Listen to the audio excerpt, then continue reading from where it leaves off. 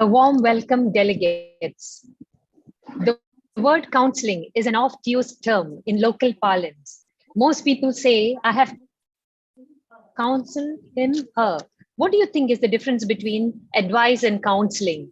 Advice is a piece of suggestion provided by anyone, preferably superior to solve particular issues, whereas counseling is professional advice from an expert, preferably a counselor or a clinical psychologist, to overcome psychological issues. It is done by gauging the concerns and supporting the counselee through various therapies on an individual basis. So, ladies and gentlemen, we have stalwarts in the field of clinical psychology and counseling to walk you through the skills of counseling in the next 3 days. Once again, Sneha Southern College team is back with the educational festa to empower and elevate you.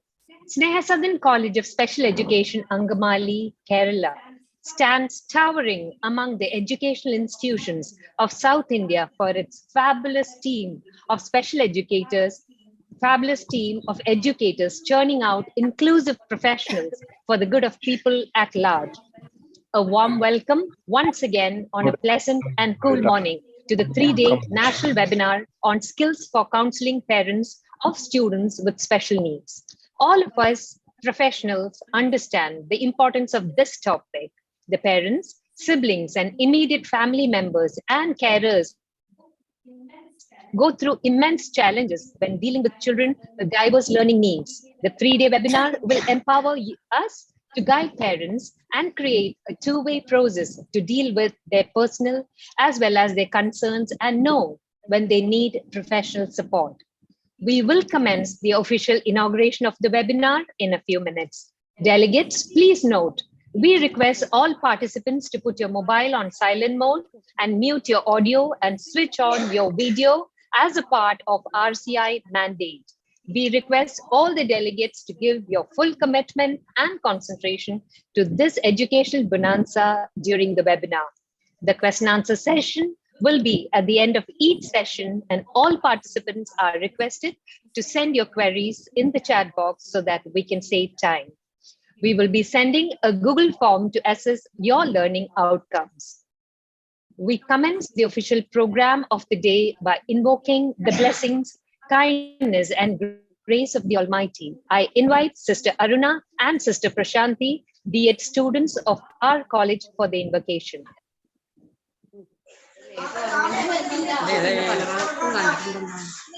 Holy Spirit, Lord, gift of God. Holy Spirit, Lord, light of truth. Holy Spirit, Lord, fire of love, come. Holy Spirit, come. Holy Spirit, Lord, breath of God. Holy Spirit, Lord, breath of life. Holy Spirit, Lord, mighty wind, come. Holy Spirit, come. Holy Spirit, Lord, living flame. Holy Spirit, Lord, cleansing fire. Holy Spirit, Lord, burning light, come. Holy Spirit, come. Holy Spirit, Lord, give us faith. Holy Spirit, Lord, give us hope. Holy Spirit, Lord, give us love. Come, Holy Spirit, come.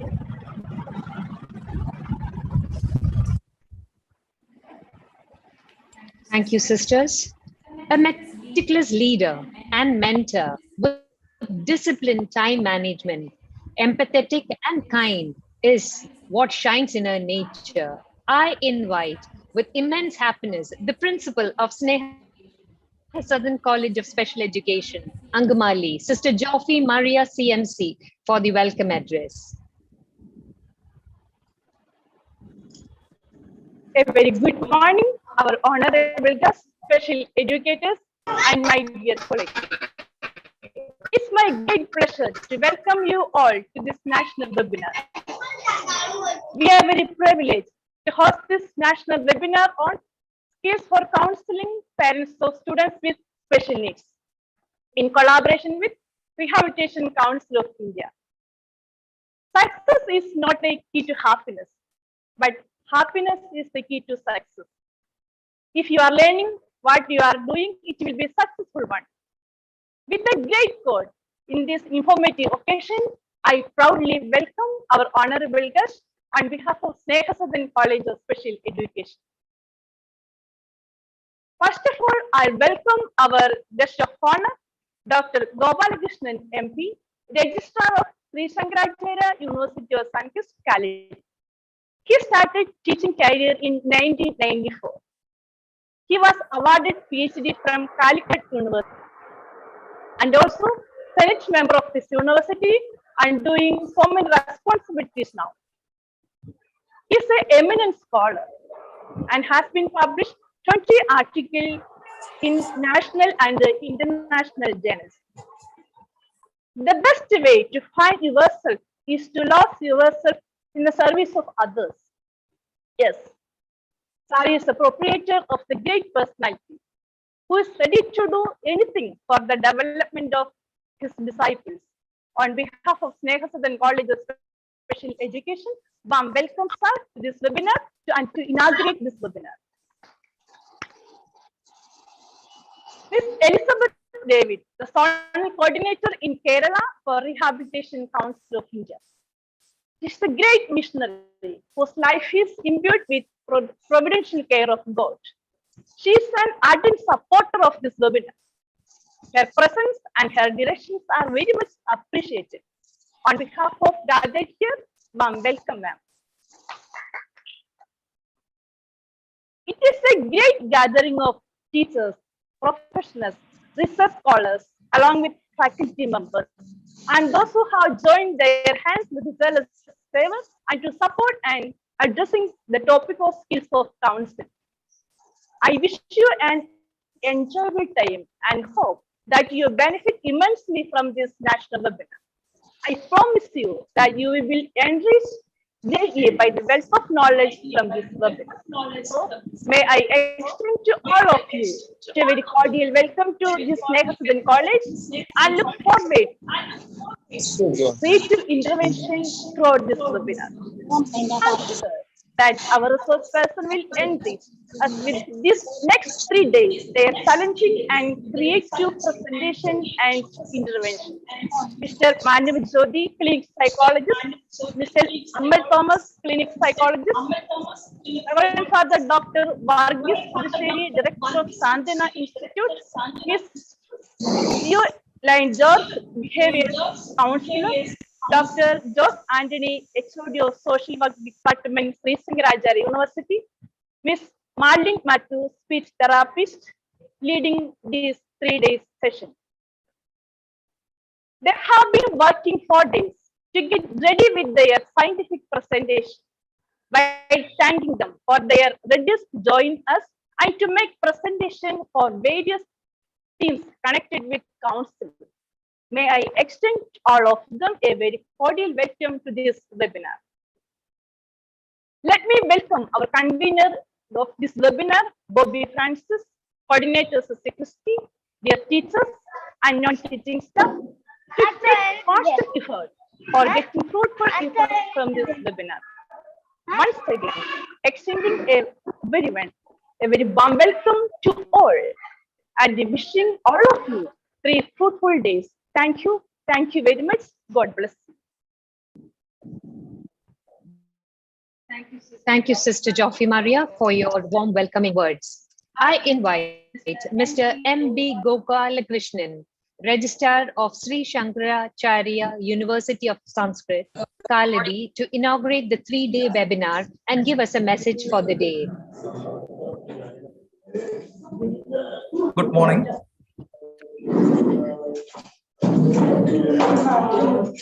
Angamaly Sneha Sadan College of Special Education യോഗത്തിൽ സംബന്ധിച്ചുകൊണ്ടിരിക്കുന്ന ബഹുമാനിയായ principal sister Jophy Maria CMC, Mrs Elizabeth David, ബഹുമാന്യരായ അധ്യാപക സുഹൃത്തുക്കളെ, research scholars,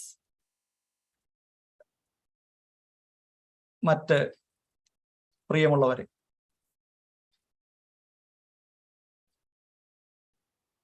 Snehasadan college of special education അങ്കമാലിയുടെ വളരെ പ്രശംസനീയമായ പ്രവർത്തനങ്ങളെ സംബന്ധിച്ച് നേരത്തെ തന്നെ ഞാൻ മനസ്സിലാക്കിയിട്ടുണ്ട്. ഇതിനോടകം തന്നെ റീഹാബിലിറ്റേഷൻ കൗൺസിൽ ഓഫ് ഇന്ത്യയുമായി ബന്ധപ്പെട്ടുകൊണ്ട് 58ഓളം പരിപാടികൾ ഈ രംഗത്ത് കോളേജ് നടത്തിയതായി ഞാൻ മനസ്സിലാക്കുന്നു. ഈ രംഗത്ത് ആത്മസമർപ്പണത്തോടെയുള്ള സ്നേഹസദൻ കോളേജിന്റെ പ്രവർത്തനത്തെ ആദ്യമേ തന്നെ അനുമോദിക്കട്ടെ. ഈ യോഗം ഉദ്ഘാടനം ചെയ്യുവാനായി ബഹുമാനിയായ പ്രിൻസിപ്പൽ എന്നോട് ആവശ്യപ്പെട്ടപ്പോൾ ഞാൻ അവരോട് പറഞ്ഞൊരു കാര്യം, ഈ രംഗത്തെക്കുറിച്ച് ആധികാരികമായി സംസാരിക്കാനുള്ള അറിവ് എനിക്കില്ല എന്നുള്ളതായിരുന്നു. ഞാൻ മറ്റൊരു സ്ട്രീമിൽ നിന്ന് വന്നിട്ടുള്ള ഒരു അധ്യാപകനാണ് എന്നുള്ള കാര്യവും ഞാൻ സിസ്റ്ററിനോട് സൂചിപ്പിക്കുകയുണ്ടായി. ഈ കഴിഞ്ഞ ഒരു 1.5 വർഷം മുമ്പ് കൊറോണയുടെ സമയത്ത്, കൊറോണ മൂർധനത്തിൽ നിന്ന സമയത്ത് എനിക്കുണ്ടായ ഒരു അനുഭവം ഈ രംഗവുമായി ബന്ധപ്പെട്ട വലിയ ചില ചിന്തകളിലേക്ക് എന്നെ നയിച്ച കാര്യം ഞാൻ ആദ്യമേ നിങ്ങളുടെ ശ്രദ്ധയിലേക്ക് കൊണ്ടുവരികയാണ്. കേരളമാകെ, ലോകമാകെ കൊറോണയുടെ മഹാമാരിയിൽപ്പെട്ടിരുന്ന കാലത്ത് നമ്മുടെ നാട്ടിലും വിദ്യാഭ്യാസം ഓൺലൈനായിട്ടായിരുന്നു നടത്തിക്കൊണ്ടിരുന്നത്. ഓൺലൈൻ വിദ്യാഭ്യാസത്തിൽ കുട്ടികൾ സ്കൂളിൽ പോകാൻ കഴിയാതെ വീടുകളിലിരുന്ന് വിദ്യാഭ്യാസം നടത്തിയ അക്കാലത്ത് ഒരു ചെറിയ കൂട്ടായ്മയിൽ ഞാൻ ചില ആശങ്കകൾ പങ്കുവെക്കുകയുണ്ടായി. ആശങ്കകൾ എന്ന് പറഞ്ഞാൽ, ഇപ്പോൾ ഓൺലൈൻ വിദ്യാഭ്യാസം വഴി നടപ്പാക്കിക്കൊണ്ടിരിക്കുന്നത് കണ്ടന്റ് ട്രാൻസ്ഫർ മാത്രമാണ് എന്നും വിദ്യാർത്ഥികൾക്ക്, കുട്ടികൾക്ക് വിദ്യാഭ്യാസത്തിൽ നിന്ന് പ്രതീക്ഷിക്കുന്ന സോഷ്യലൈസേഷൻ കിട്ടുന്നില്ല എന്നും ഓൺലൈൻ വിദ്യാഭ്യാസം ആ അർത്ഥത്തിൽ ഒരു വലിയ പരാജയമാണ് എന്നും ഇതുകൊണ്ട് കുട്ടികളെ നല്ല പൗരന്മാരായി വാർത്തെടുക്കാൻ സാധിക്കില്ല എന്നൊക്കെയുള്ള ചില വാദമുഖങ്ങളാണ് ആ ചെറിയ ഗ്രൂപ്പിൽ, ചെറിയൊരു മീറ്റിങ്ങിൽ ഞാൻ പങ്കുവച്ചത്. ആ മീറ്റിങ്ങിന് ശേഷം ആ മീറ്റിങ്ങിൽ പങ്കെടുത്ത ഒരു വ്യക്തി എന്നോട് പറഞ്ഞു, എൻ്റെ മകൻ പ്രത്യേക ശ്രദ്ധ ആവശ്യമുള്ള വിഭാഗത്തിൽപ്പെടുന്ന ഒരു വിദ്യാർത്ഥിയാണ്. ഓൺലൈൻ വിദ്യാഭ്യാസ കാലത്ത് അത്തരം വിദ്യാഭ്യാസ സ്ഥാപനങ്ങൾ ആ സമയത്ത് അടഞ്ഞു കിടക്കുകയാണ്. നിങ്ങളുടെ പരിഭവം വിദ്യാർത്ഥികൾക്ക് കൃത്യമായ അറിവ് ലഭിക്കുന്നില്ല എന്നുള്ളതും സോഷ്യലൈസേഷൻ നടക്കുന്നില്ല എന്നുള്ളതും അതുവഴി നല്ല പൗരന്മാരാകുന്നില്ല എന്നുള്ളതുമാണ്. എങ്കിൽ എൻ്റെ പ്രശ്നം കുട്ടി വീട്ടിൽ തന്നെ ഇരിക്കുന്നത് കൊണ്ട് ഉണ്ടാകുന്ന ബുദ്ധിമുട്ടുകളെ സംബന്ധിച്ചാണ്. അതുകൊണ്ട് വിദ്യാർത്ഥികൾ എന്ന് പറയുമ്പോൾ പരിഗണിക്കേണ്ടത് ഇത്തരത്തിലുള്ള പൊതുവിദ്യാർത്ഥികളെ മാത്രമല്ല, സ്പെഷ്യൽ നീഡ്സ് ആവശ്യമുള്ള കുട്ടികളെയും കൂടി നമ്മൾ ഈ വിഭാഗത്തിൽ ഉൾപ്പെടുത്തണമെന്ന് അദ്ദേഹം പറയുകയുണ്ടായി. പലപ്പോഴും ഇത്തരം സ്പെഷ്യൽ നീഡ്സ് ആവശ്യമുള്ള കുട്ടികൾ സ്കൂളിൽ പോകുമ്പോഴാണ് അവരുടെ രക്ഷിതാക്കൾ ശരിക്കൊന്ന് വിശ്രമിക്കുന്നത് എന്ന് പോലും അദ്ദേഹം ആ യോഗത്തിന് ശേഷം എന്നോട് പറഞ്ഞു.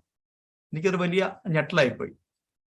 പല രക്ഷിതാക്കളും കുട്ടികളെ സംബന്ധിച്ച്, അവരുടെ പഠനത്തെ സംബന്ധിച്ച്, ലഭിക്കുന്ന മാർക്കിനെ സംബന്ധിച്ച്, ഗ്രേഡിനെ സംബന്ധിച്ചൊക്കെ വലിയ ദുഃഖവും നിരാശയും പ്രകടിപ്പിക്കുമ്പോൾ, കുറഞ്ഞ മാർക്കുകൾ നഷ്ടപ്പെടുമ്പോൾ ഉണ്ടാകുന്ന ആകുലതയൊക്കെ നമുക്ക് അറിയാം പാരൻസിനെ സംബന്ധിച്ച്.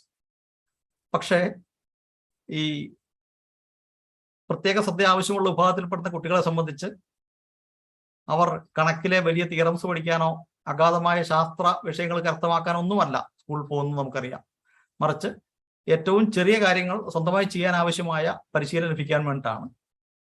അപ്പോ അത്തരം ആൾക്കാർ കൂടി ചേരുന്നതാണെന്ന് സമൂഹമെന്നും അത്തരം ആൾക്കാരുടെ പ്രശ്നങ്ങളും നമ്മുടെ സമൂഹത്തിന്റെ പ്രശ്നമാണെന്നും നമ്മൾ ഏറ്റെടുക്കണമെന്നുള്ള ഒരു തിരിച്ചറിവ് കുറെ പതിറ്റാണ്ടുകളായി ഈ ലോകത്ത് ജീവിക്കുന്ന എനിക്ക് ലഭിച്ചത് ഒരു 1.5 വർഷങ്ങൾക്ക് മുമ്പാണ്. ഈ ഒരു മീറ്റിംഗിന് ശേഷമാണ്. നമുക്കറിയാം, ഈ വിദ്യാർത്ഥികൾ, സ്പെഷ്യൽ നീഡ്സ് ആവശ്യമുള്ള വിദ്യാർത്ഥികളെ സംബന്ധിച്ച് അവർക്ക് വിദ്യാഭ്യാസം കൊടുക്കുന്ന സ്ഥാപനങ്ങളും സ്പെഷ്യൽ എഡ്യൂക്കേറ്റേഴ്സും വഹിക്കുന്ന പങ്ക് വളരെ വലുതാണ്. പലപ്പോഴും കൂടുതൽ കൗൺസിലിംഗ് കൊടുക്കേണ്ടത് ഈ കുട്ടികളുടെ രക്ഷിതാക്കൾക്കും അടുത്ത ബന്ധുക്കൾക്കുമാണ്. അത്തരം പ്രവർത്തനങ്ങൾ ഏറ്റെടുത്ത് നടത്തുന്ന Sneha Sadan college of special എഡ്യൂക്കേഷനെ, Sneha Sadan college of special എഡ്യൂക്കേഷനെ ഞാൻ ആദ്യമേ അഭിനന്ദിക്കുന്നു. ഈ 3 ദിവസത്തെ വെബിനാർ ഒരു വൻ വിജയമാവട്ടെ എന്ന് ആശംസിക്കുന്നു. ഈ വെബിനാറിന് എല്ലാവിധ നന്മകളും നേരുന്നു. ഭാവിയിലേക്കുള്ള പ്രവർത്തനങ്ങളിലും സ്നേഹ സദൻ കോളേജിന് എല്ലാ ആശംസകളും നേരുന്നു. Social security and legal aspects in disability rehabilitation എന്ന വിഷയത്തിൽ നടത്തപ്പെടുന്ന 3 ദിവസത്തെ സെമിനാറിൽ ഉദ്ഘാടനം ചെയ്തതായി ഔദ്യോഗികമായി അറിയിക്കുന്നു. സന്തോഷത്തോടെ അറിയിക്കുന്നു. എല്ലാവർക്കും നന്ദി, നമസ്കാരം.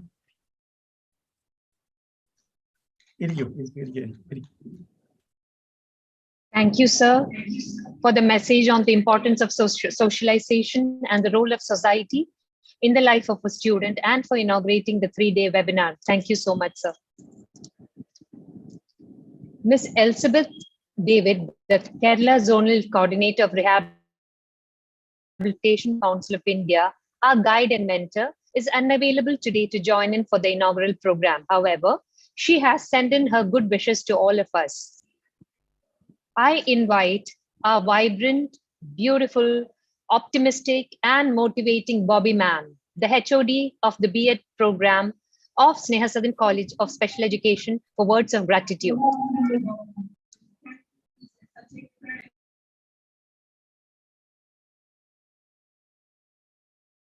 Feel honored and privileged to propose the vote of thanks on this special occasion.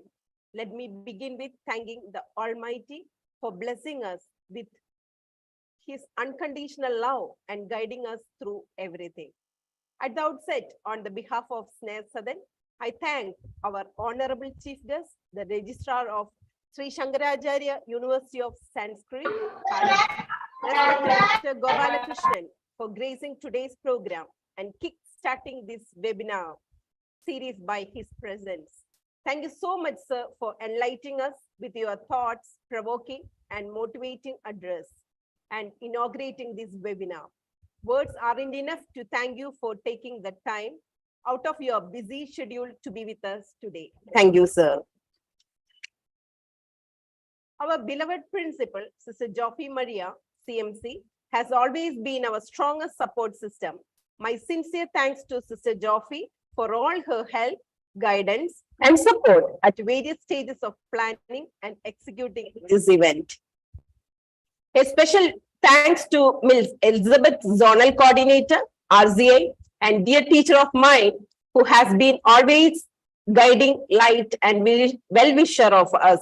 Thank you, ma'am. An event of such dimension takes weeks and months to shape. We have been fortunate enough to be backed up by every motivated and dedicated team under the guidance of our coordinator, Sister Christy Jacob. Thank you so much, sister, for dedication and willingness. I also extend my sincere gratitude to our resource persons who are renowned professionals in the field of agreeing to make this event of knowledge most fruitful and just like we have envisioned it to be. Dear delegates, without your enthusiastic participation, such an event is impossible. I sincerely thank each and every one of you for your participation, and I promise on the behalf of entire Sadan team to deliver to you 3 days of unlimited knowledge, learning and unlearning. Last but not the least, I thank my colleagues and others in the organizing committee for backing this up with your involvement and hard work.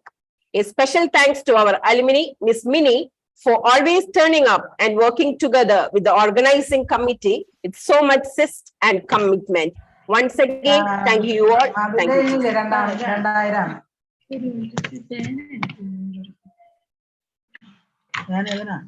Thank you, Bobby ma'am. Delegates and guests, we have come to the end of the inaugural meeting. Thank you for being with us during the inaugural session. Delegates, please note, please type in your CRR numbers for registration purpose of this webinar.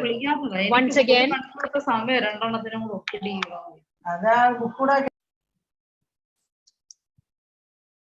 can the delegates mute yourself because we're having a lot of disturbance from your end. Welcome delegates and guests to the education session of today. Let me give you a quick scan of the educational treats on platter for today. Applying psychological principles on real life for parents with children with special needs by Mr. Manav Jyoti, clinical psychologist. In the afternoon session, Mr. Amal Thomas, clinical psychologist, DEIC, will handle the topic skills for counseling parents with children with autism spectrum disorder. India ranks as one of the topmost countries in its professionalism in teaching and training students with diverse learning needs. The needs of every student is unique, and so the challenge in mentoring and guiding them. The biggest mantle of this responsibility falls on none other than the parents. The birth of a child is the happiest moment in the life of parents and their near and dear ones. They feel totally lost, depressed, and let down when they encounter the fact that their child is mentally and physically challenged and need immense handholding to lead a functional life. The 3-day webinar will empower all the delegates on the skills required to counsel the parents. Before we jump into the session of the day, please allow me to introduce the speaker of this session. The first speaker for today is Mr. Manav Jyoti, clinical psychologist, MIBO Health and Happiness Care, Cochin.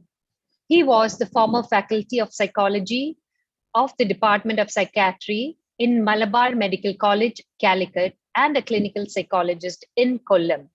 He has to his credit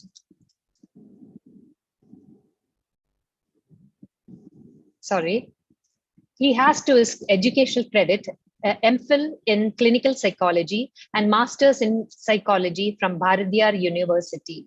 Welcome, Mr. Manav Jyoti. We are waiting to listen to you to take us through the topic applying psychological principles in the life of parents with children with special needs. Thank you. Am I audible to you? Yes, very much. Okay. Can you do me a favor? I'm actually using my laptop to share the PPT. So can you make the psychology circle among your participants? Be able to share the screen. Sorry, can you just repeat what you said? I'm sharing my screen from my laptop. Okay. It's in the ID psychology circle. Can you allow me? Okay, just a minute. Done, sir. Are you able to access? One Yeah. second. Thank you.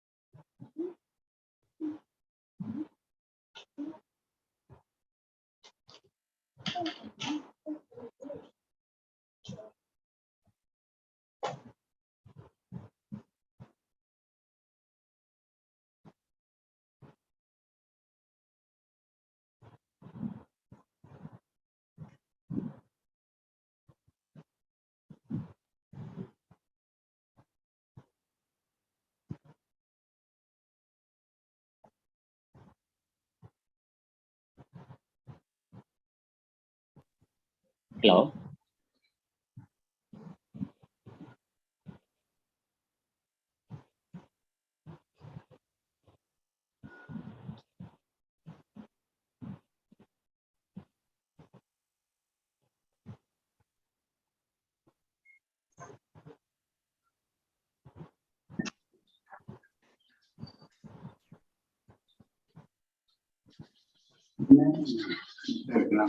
We can't hear or anything.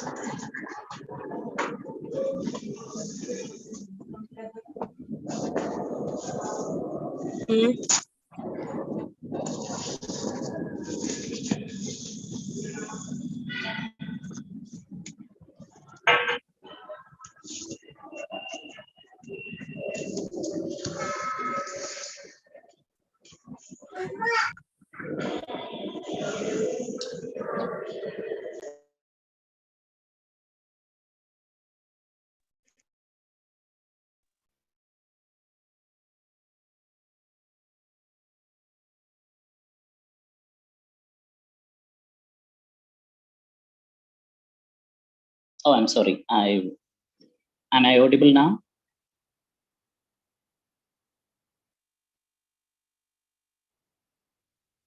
I hope so.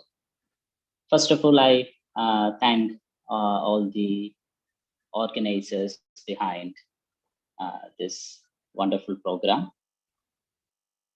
Okay. Can you hear me?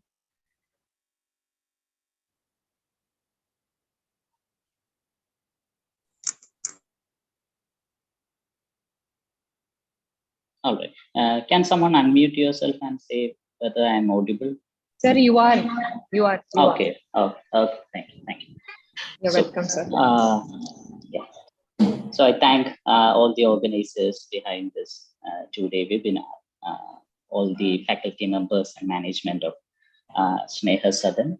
I think you're doing a wonderful job by, introducing this field and educating all the professionals who are supposed to be part of a comprehensive rehabilitation process that would help our children to adapt with challenges and have a happy life in this world. So congratulations for all the participants here. I hope you will be having a very good experience for the coming 2 days. Myself, I'm Manav Jyoti, like how I am introduced here. I'm a clinical psychologist. And basically, I have my MPhil in clinical psychology from Institute of Mental Health and Neuroscience in hands.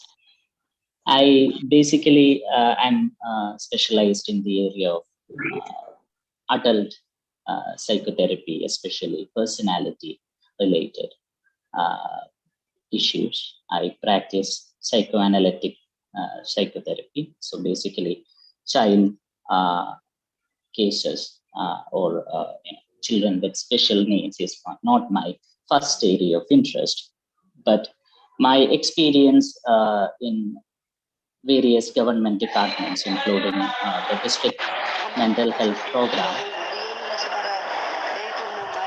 Can everybody else mute yourself? Yeah, thank you. So yeah, my experience in district mental health program, where we used to visit numerous outreach community centers with children with special needs, and my experience in Malabar Medical College in Calicut has given me a lot of opportunities to understand parents with children with special needs and children themselves. Also, IMHANS being one of the pioneer institute of child psychiatry, the specialized child psychiatry programs in all over Kerala. It has also given me some basics, and I would say a decent training in this area. So, so should I proceed in English or Malayalam? Sir, you can use both languages. Okay. And all the participants are special educators or psychologists. All are special educators, sir. Most of us. Good. Okay, good. Thank you. You're welcome. Can you go to the next slide?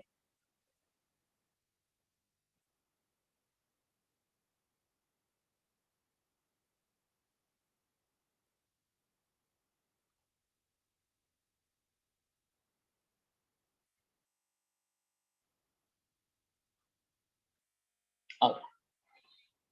So being a psychologist, these would be the major points I would like to share with you. Definition of psychology. I think all of you are familiar with psychology. Why are you studying psychology, or what are the major points in psychology and all? But I would like to start from the the very basic of things. So I'll be introducing the field psychology to you once more, and then we'll go to children with special need. How are they defined? What do we mean by children, the term children with special needs, and how can we help? And what are the processes of psychological rehabilitation for these children and their parents? These would be the major points we'll be discussing. Next slide.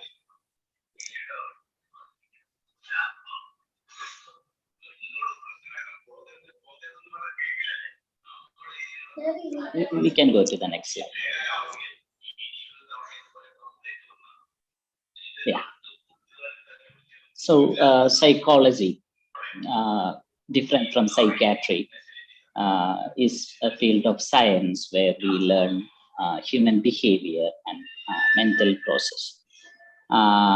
Psychology, മലയാളത്തിൽ നമ്മൾ മനഃശാസ്ത്രം എന്ന് പറയും.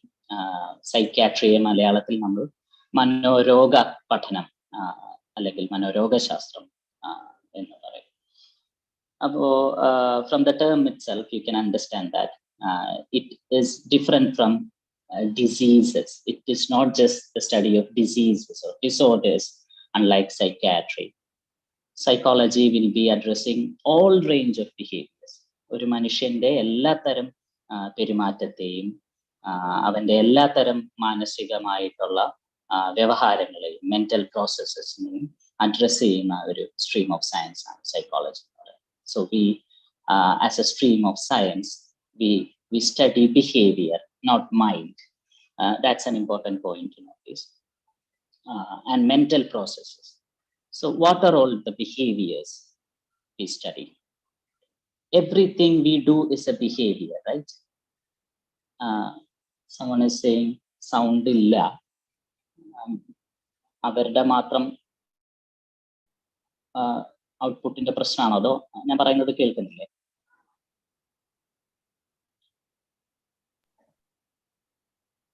Sir, audible ആണല്ലോ. അതെ അല്ലേ? Okay. അപ്പൊ അവരുടെ ഡിവൈസിന്റെ പ്രശ്നമായിരിക്കും, ചെക്ക് ചെയ്തു. ബിക്കോസ് അവരെ മ്യൂട്ട്, അതെ സാറേ, അവർ മ്യൂട്ട് ചെയ്തുകൊണ്ട് ആരും റിപ്ലൈ ചെയ്യാത്ത. Okay okay, it's okay. ഞാൻ ചോദിക്കുമ്പോൾ നിങ്ങളൊന്ന് പറഞ്ഞിരുന്നു, ഒരു ഫീഡ്ബാക്ക് കിട്ടുകയാണ്. Sure, sir. Yeah. So what is a behavior? നമ്മൾ ചെയ്യുന്നത് എന്തും ഒരു ബിഹേവിയർ ആണ്, ഒരു പെരുമാറ്റമാണ്, റൈറ്റ്?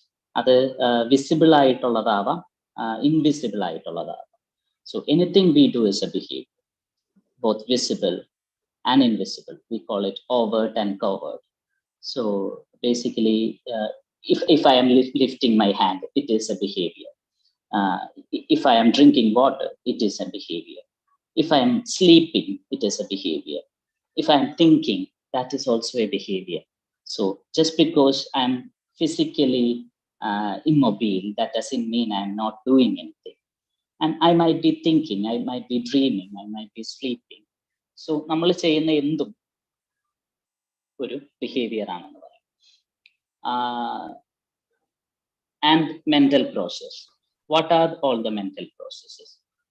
Mental processes are നമ്മൾ generally mind എന്ന് പറയുന്ന സാധനം. It is not well defined, it is not visible, it is not testable. So instead of studying mind, we tend to study mental processes. Given below are some of the mental processes we'll be interested to study. Intelligence is a mental process. Memory is a mental process. Learning is a mental process. Emotions are mental processes. അപ്പോൾ സൈക്കോളജിയിൽ നമ്മൾ ഇതിനെ എല്ലാം കുറിച്ച് പഠിക്കും. What is intelligence? I think these are the most basic mental processes that concern children with special needs. For example, intelligence. Children with special needs could have varying levels of intelligence than normal. ഒരു ഉദാഹരണം പറഞ്ഞാൽ, children with intellectual deficiency disorder, or the previous term we use is mental retardation. Even now in ICD we use the term mental retardation. So mental retardation is preliminarily evaluated on the basis of intelligence.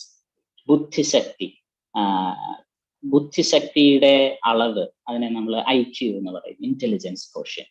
So based on the intelligence quotient of a child, we categorize them to different categories of intelligence, in like mild mental retardation, moderate mental retardation, severe mental retardation, or children with borderline intelligence, that would be 70 to 80, and children with dull normal level of intelligence, that would be 80 to 90, roughly, and children with average intelligence would be 90 to 110. Gifted children or extraordinary intelligent people above 120. So this is how intelligence is important to children with special needs. Children could have varying, intelligence. So intelligence is one's capacity to evaluate and act upon their surrounding or their environment. So basically, it is a capacity to adapt to the environment of people.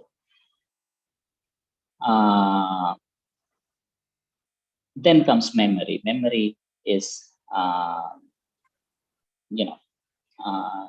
it is part of intelligence. It is part of all other mental processes. It is the ability to store and retrieve information. So what happens when this capacity is lost? Memory, ഓർമ്മ ശക്തി നഷ്ടപ്പെട്ടാൽ അല്ലെങ്കിൽ അതിലൊരു കുറവുണ്ടായാൽ ജീവിക്കാൻ എന്ത് ബുദ്ധിമുട്ടായിരിക്കും അല്ലെ? നിങ്ങൾക്ക് മനസ്സിലാക്കാവുന്ന. So children with special needs, there are children with special needs എന്ന് പറയുമ്പോൾ there are different categories of that. We'll come to that. They also might have difficulties with memory, difficulties in uploading things to the memory and downloading things from the memory. So that could be something we need to focus on. Learning is the most single important thing or mental process when we talk about children with special needs, because when we say children with special needs, that also means that kids having disabilities. Disability is a neurological term which more or less defines a permanent state or capacity. So meaning we might not be able to change the capacity level, or we might not be able to alter the overall capacity of the child. നമുക്ക് ബുദ്ധിശക്തി കൂട്ടിക്കൊണ്ടുവരാൻ പറ്റില്ല. Say if a child is mild mental retarded or mild IDD, then you cannot increase the intelligence of a child by doing something. Or you cannot, if a child has a limited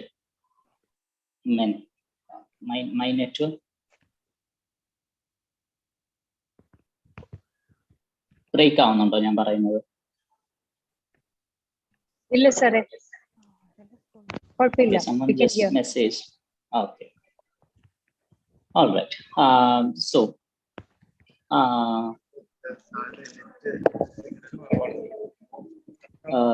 yeah, so learning. അപ്പൊ നമുക്ക് ഈ ബുദ്ധിശക്തിയോ ഓർമ്മശക്തിയോ ഒന്നും ഒരു പരിധിക്കപ്പുറം കൂട്ടിക്കൊണ്ടുവരാൻ അല്ലെങ്കിൽ കൂട്ടിക്കൊണ്ടുവരാൻ തന്നെ സാധിക്കാത്ത കാര്യങ്ങൾ ആണ്. അപ്പൊ നമ്മൾ എന്ത് ചെയ്യും? We teach them. They learn from us. So learning is the single most important faculty when we consider children with special needs. So even though we cannot change the overall intelligence of the child, we could teach them. Your voice is very clear. Thank you. Okay, so you could teach them. Say there is a child with specific learning disability of reading or dyslexia. It's a known fact that we cannot, it's a neurological problem, and we cannot just delete whatever form the child has come in and then upgrade it to a different thing. No, we cannot do that. We cannot change or we cannot cure specific learning disability. So what do? We train them. Being special educators, you might have that idea. We train our students and we help them improve their various other capacities so that they can complete the task learning. ഒരു കുട്ടിയുടെ dyslexic ആയ ഒരു കുട്ടിയുടെ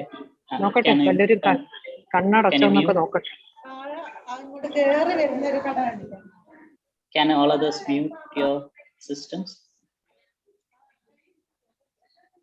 Okay. So I think someone else is also on mute. Yeah. Thank you. So by learning, by teaching, we tend to improve their other capacities so that they can finish the task. Dyslexic ആയ ഒരു കുട്ടിയുടെ പഠന വൈകല്യം ചികിത്സിച്ച് മാറ്റാൻ പറ്റിയില്ലെങ്കിലും we can make them read, we can make them understand, and that is the process of learning. And emotions, this is something, being professionals, we always tend to forget emotions have huge importance among kids. നമുക്കിപ്പോൾ ഒരു disability ഉള്ള കുട്ടി വരികയാണെങ്കിൽ അവനെ നമ്മൾ അവന്റെ basic skills ട്രെയിനിങ്ങിലോ അല്ലെങ്കിൽ അവന്റെ എഡ്യൂക്കേഷനിലോ മാത്രമായിരിക്കും നമ്മൾ ചിലപ്പോൾ ഫോക്കസ് ചെയ്യുന്നത്. But we always tend to forget the emotional part of the child, where is the child happy, is the child anxious, is the child sad, or does he have any other emotional issues. So we have to focus on his intelligence, memory, learning, also on emotions, to have a complete, to ensure a complete well-being of the child. Yeah. So these will be the areas of interest for those who are practicing in the area of children with special needs. Next slide.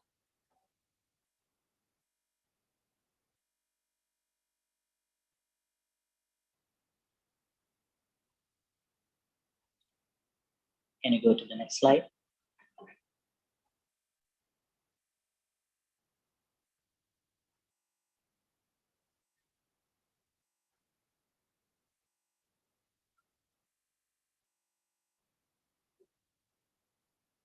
Thank you.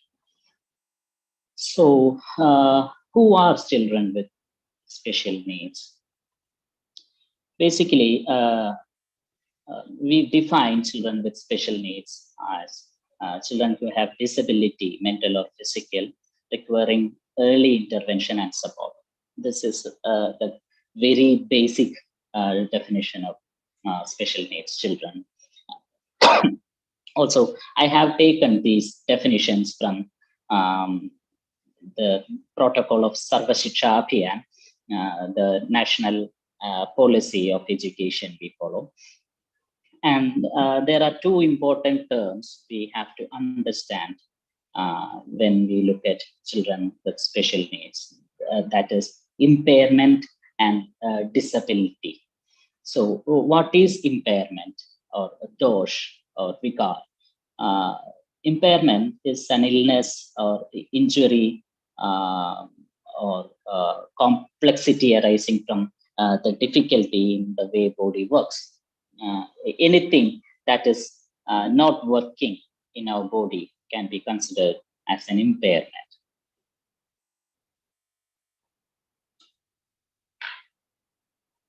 I'll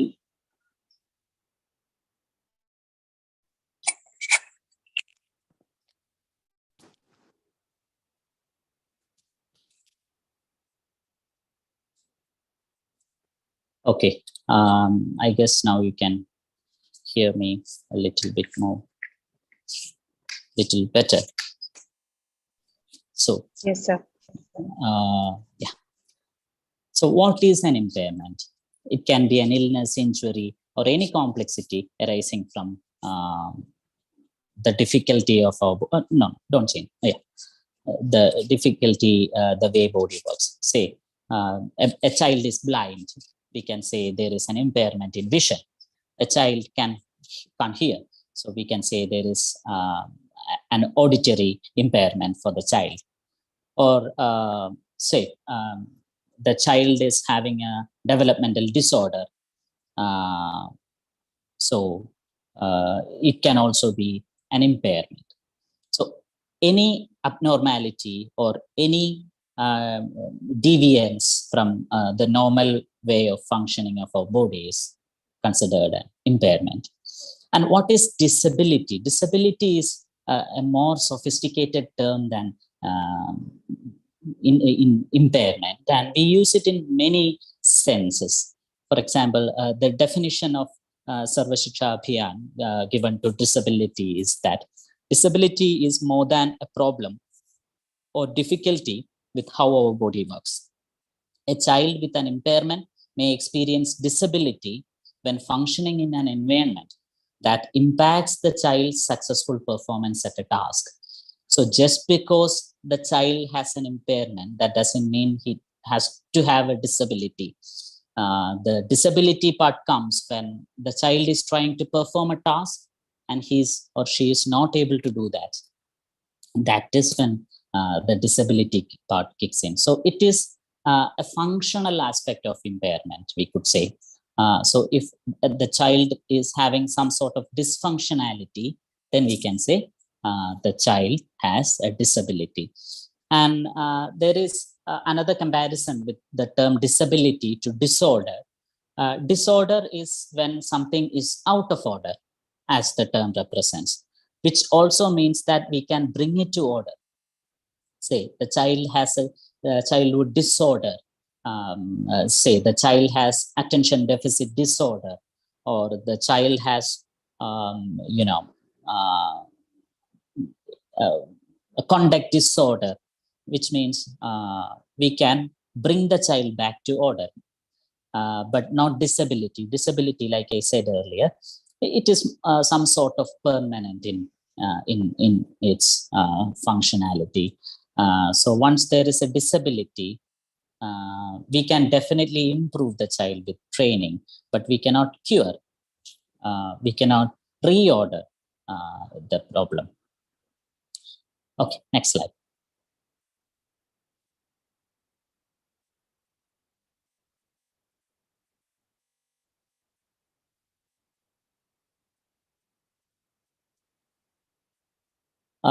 So the children with special needs can be children having specific learning disabilities, intellectual disabilities, other developmental disorders like autism, ADHD, etc., and physical disability.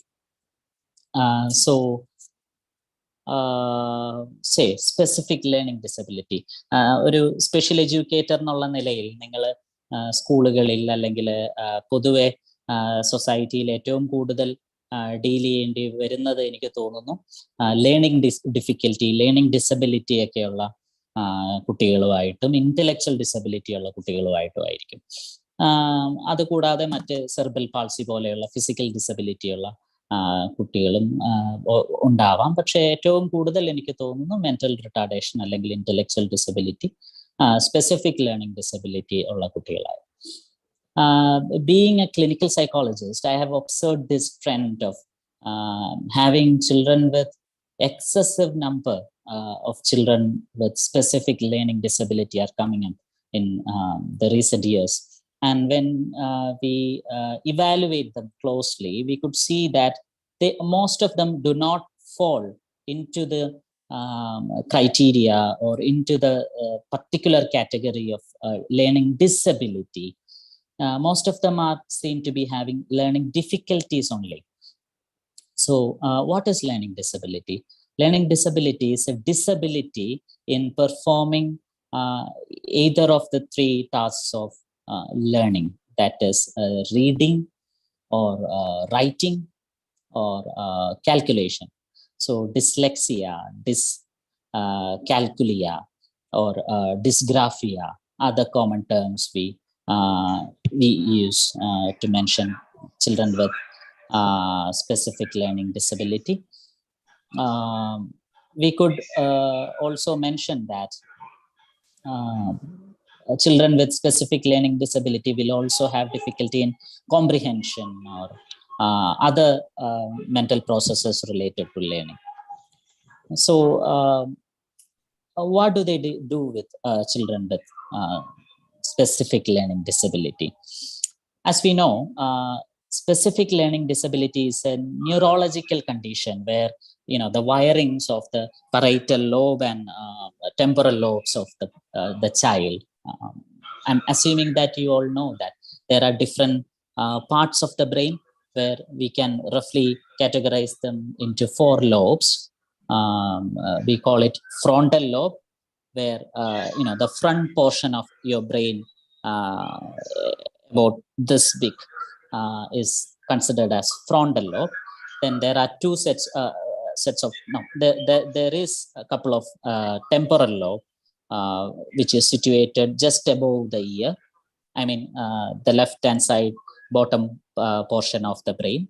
And then there is parietal lobe just behind the frontal lobe, and which is sort of above the brain.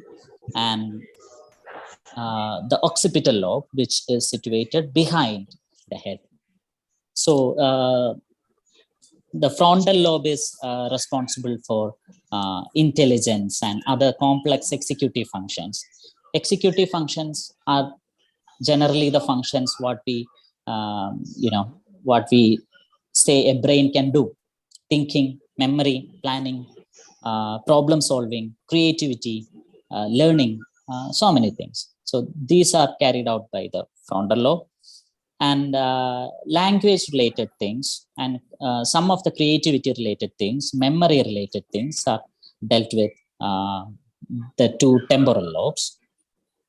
And touch and other kinds of sensation and such things related to perception and sensation are controlled by the parietal lobe. And everything related to vision and something related to balance are controlled by occipital lobe. So this is the structure of our human cerebrum. And additional to this, we have the brainstem, the cerebellum, the brainstem including the pons and medulla oblongata and such things. So those are very crucial to our day-to-day living things like heartbeats or those actions we do not consciously control. We call it vital actions. Those are managed by the brainstem. So this is the general structure of the brain. And children with specific learning disability have difficulty preliminarily in the area of temporal lobes and parietal lobe. And there are circuits connecting both of these lobes and to the frontal lobe, and there are damages. So we cannot cure these things. We cannot alter these things. We cannot change these damages. So that is why there are no surgical or pharmacotherapy related treatments for specific learning disability. So being special educators, you should understand this. There are no medicine that can cure specific learning disability.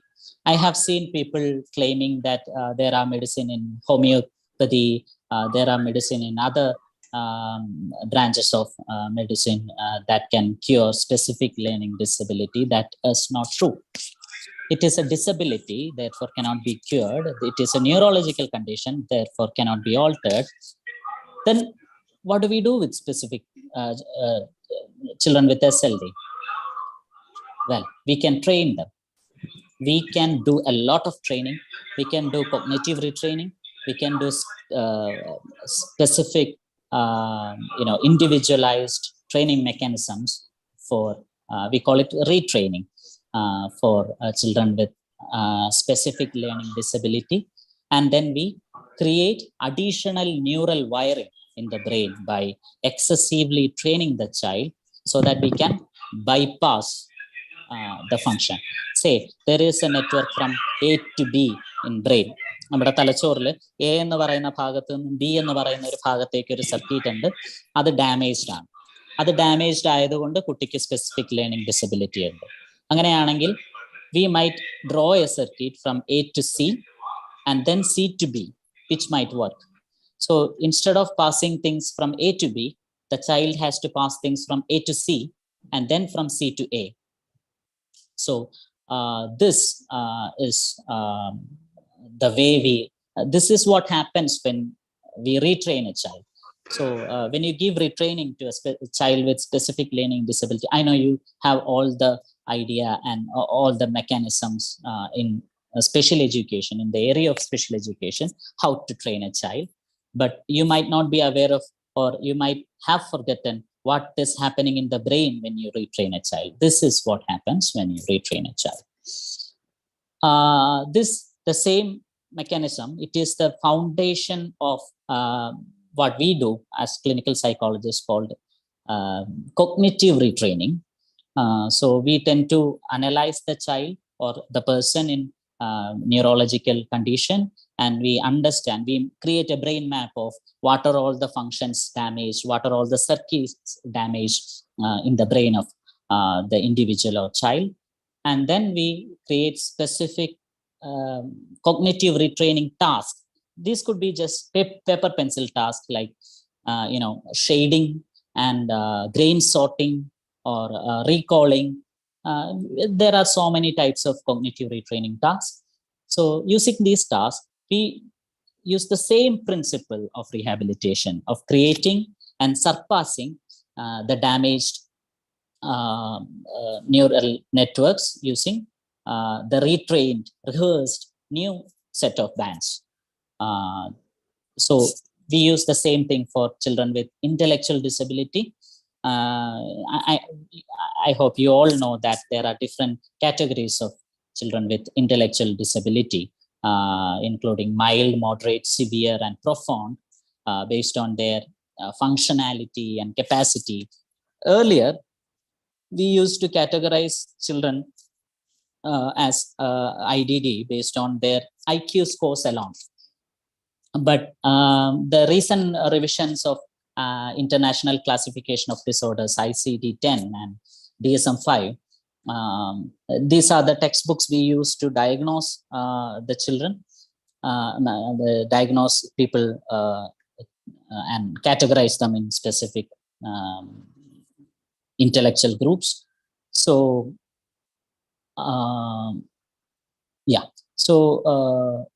we earlier used only IQ scores. So say if the child has an IQ of 85, then we'll say the child has dull normal intelligence or below average intelligence. Or when the child has 70 plus IQ score, we call them borderline intelligence. When the child has the score of 69 or lesser, we call them mentally retarded. When it is very below, like 10 or below, we call them profound. When it is about 25, we call them severe. So like that. But presently, we don't just use the IQ scores of children to diagnose them.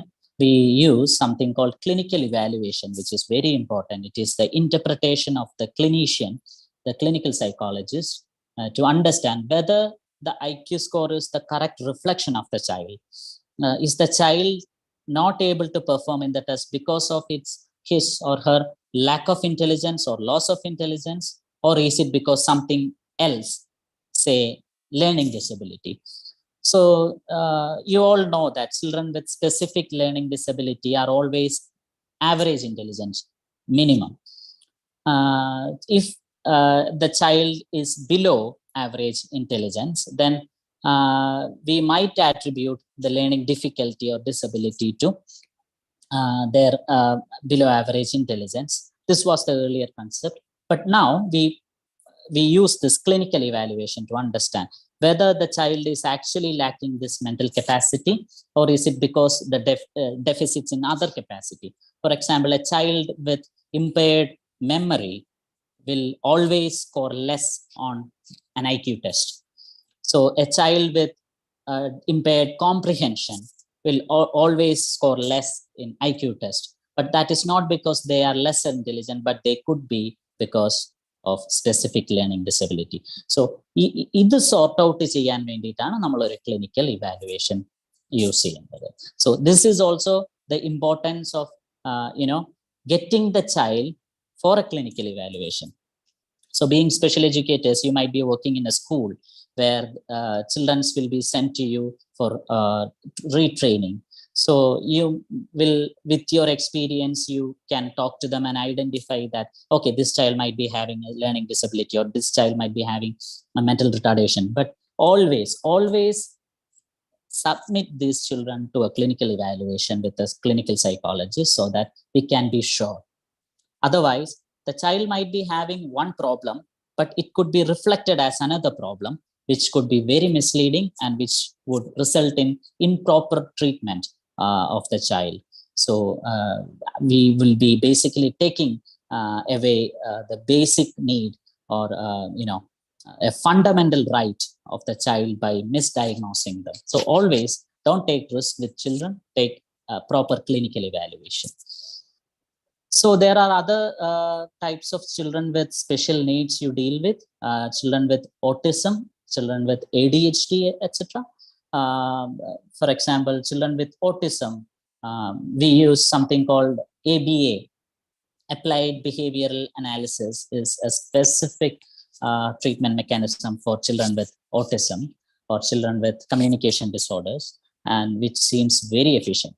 So as you all know, children with autism will have so many difficulties like hyposensitivity or hypersensitivity, then their communication problems, their inability to understand cues, emotional cues, their inability to understand non-verbal communication and all.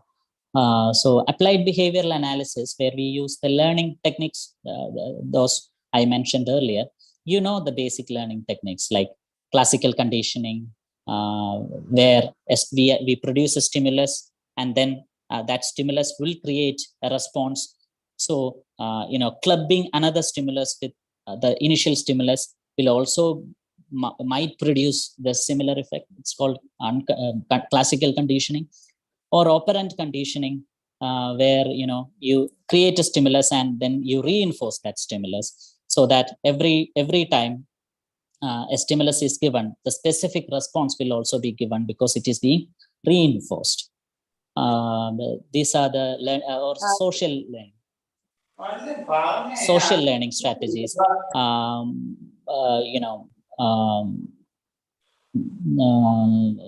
The modeling techniques, showing the child a proper movie, a good movie. Say there is this movie called Children of Heaven, which is a movie created by Majid Majidi, an Iranian director. So those who haven't seen that movie, you must watch it. It is called Children of Heaven. So basically, children relate to their stories. Children relate to other children by visualizing good behaviors in a child. We could hugely impart knowledge and wisdom to the child, so that children look at something and they learn it. They might not learn it even if we ask them to do something 1,000 times, but they will learn it if they see it one time. That depends on the learning modality of the child. Some are very good in visual learning, some are very good in auditory learning. അപ്പം okay, ഒരാള് അയാൾക്ക് കണ്ട് മനസ്സിലാക്കാനുള്ള കഴിവാണ് കൂടുതലെങ്കിൽ modelling techniques ആയിരിക്കും classical കണ്ടീഷനിങ്ങിനേക്കാളോ operant കണ്ടീഷനിങ്ങിനേക്കാളോ കൂടുതൽ effective ആയിട്ട് work ചെയ്യുക. സോ ഇത് മനസ്സിലാക്കാനാണ് നമ്മളൊരു ഇവാലുവേഷൻ നടത്തുന്നത്. The basic evaluation is to design the treatment we should be giving to the child. Then there are children with physical disability, where you can use other physical aids. Say a child has a difficulty in walking. Then you might use other physical apparatus that might aid the child for walking, such things. Yeah. The next slide.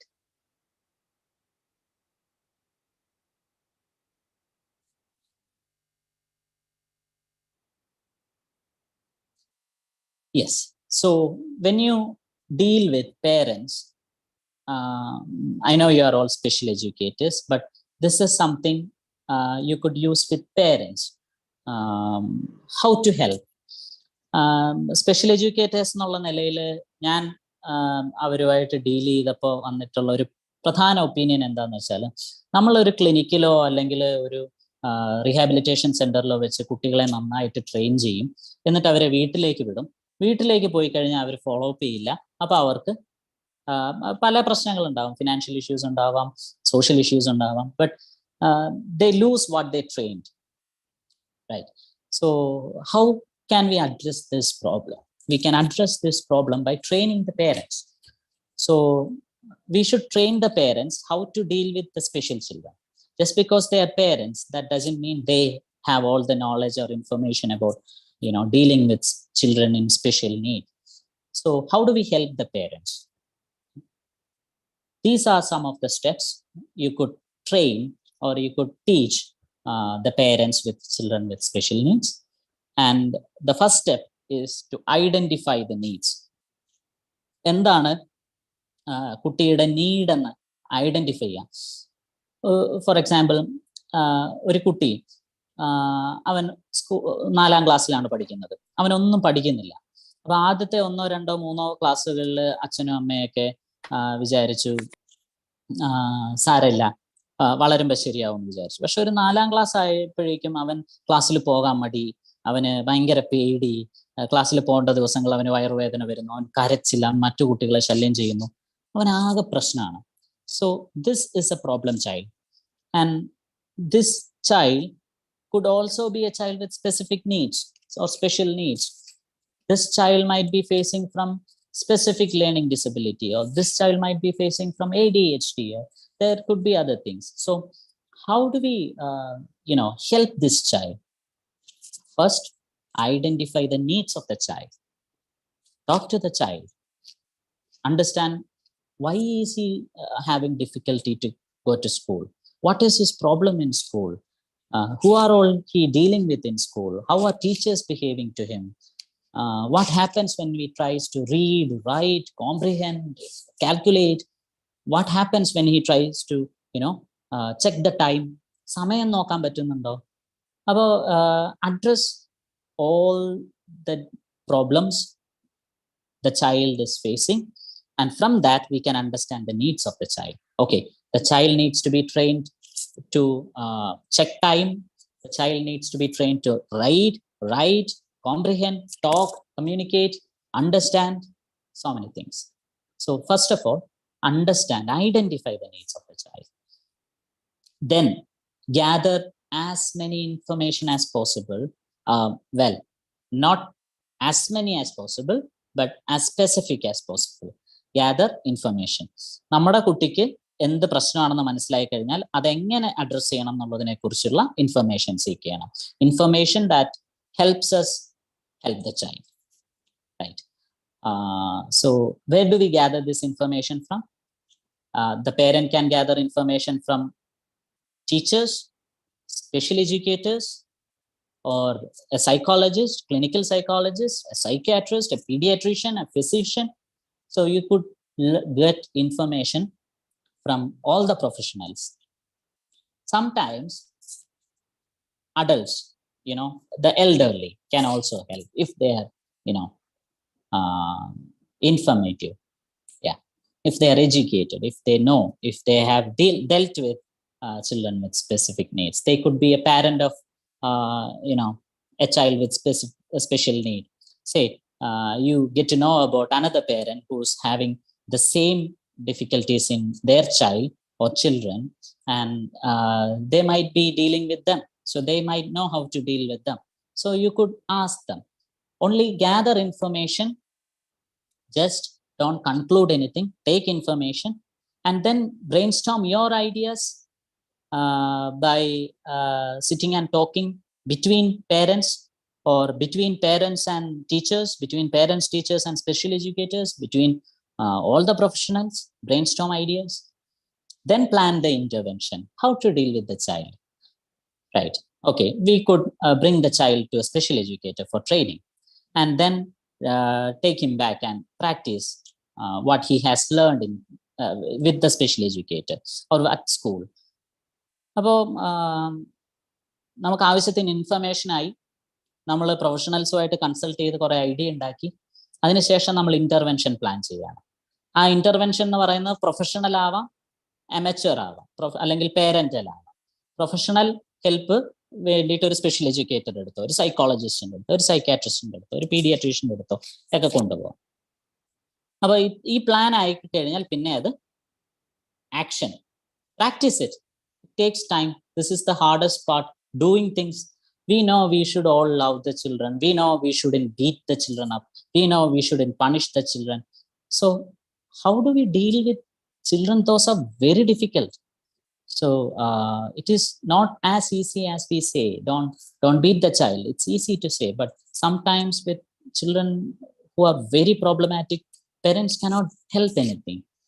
So they will make such mistakes, and there is the importance of evaluation. So when we do something by the advice of a special educator or a psychologist or a psychiatrist, we will try to implement it in the action stage, and we'll have so many difficulties which we will address in the evaluation phase. We'll go to the same professional and tell them, okay, I'm trying to do what you're teaching me, but I'm unable at this stage. I'm stuck at this stage. So being special educators, you are supposed to ask the parent.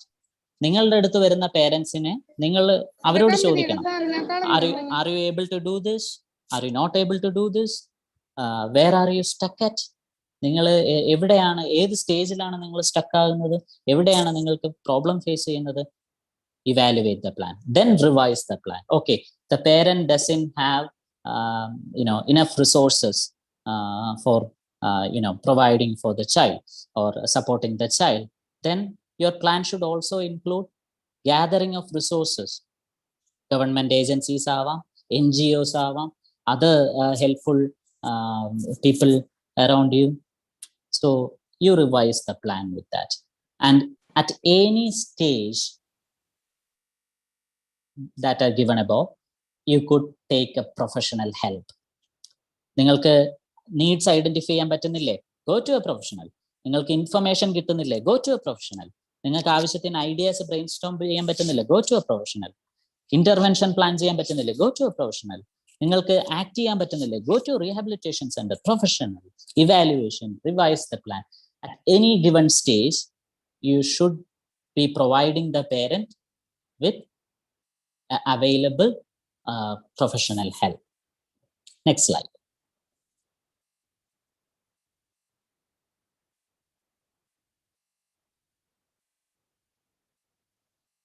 And what happens when you bring the child to a professional?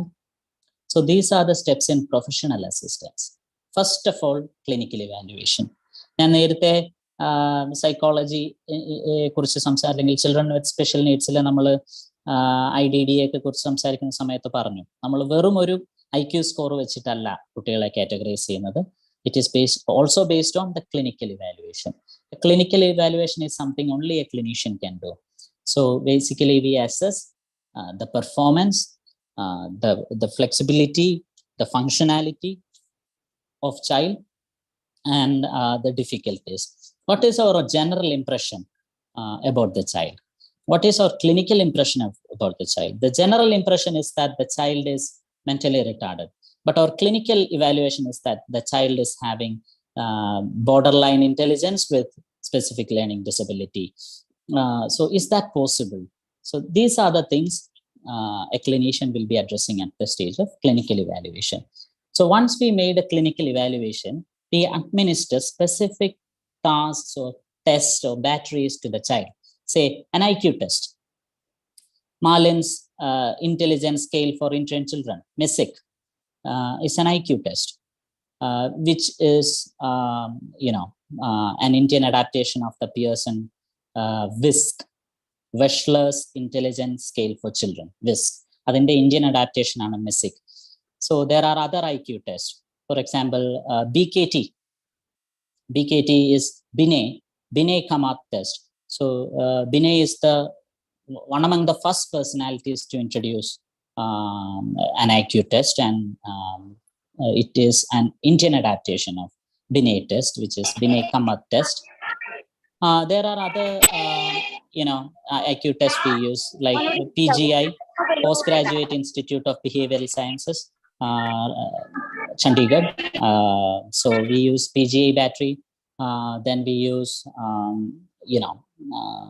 for children with very, very difficult performance, we use SEG-Inform board. You might be familiar with these things. These are some tests, some of the tests we use for intelligence quotient assessment. Then there are other things we use. For example, a depression inventory. the child is not talking to anybody. The child is always sad, crying, and angry. So we might suspect a depression in the child. So we could do a depression evaluation. We use Hamilton Depression Inventory. We use BDI, Beck Depression Inventory, things like that. Or we could use a comprehensive psychiatric evaluation using, say, MCMI, Millen's thing. MCMI is a comprehensive medical evaluation thing, or interviews, or personality screening, such things. So we administer a test for the child based on the necessity. And then once we administer the test, we evaluate the results. Then we discuss it with other professionals. Say, I'm a clinical psychologist. I have done an IQ assessment and a personality assessment or temperament assessment for if it is for child. Then a depression evaluation. And then based on these results and based on my clinical evaluation, I'll discuss it with other professionals, say a psychiatrist or a special educator or a neurologist or a pediatrician or even parent. We'll discuss things with parents. And then we make a treatment plan.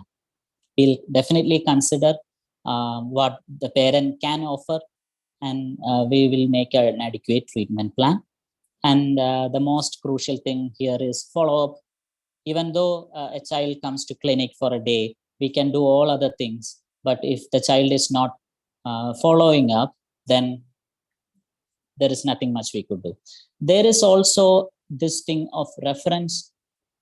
Cross-reference among professionals is very important. Say, a psychologist referring the child to a special educator, or special educator referring back, or psychologist referring to psychiatrist. It is very important.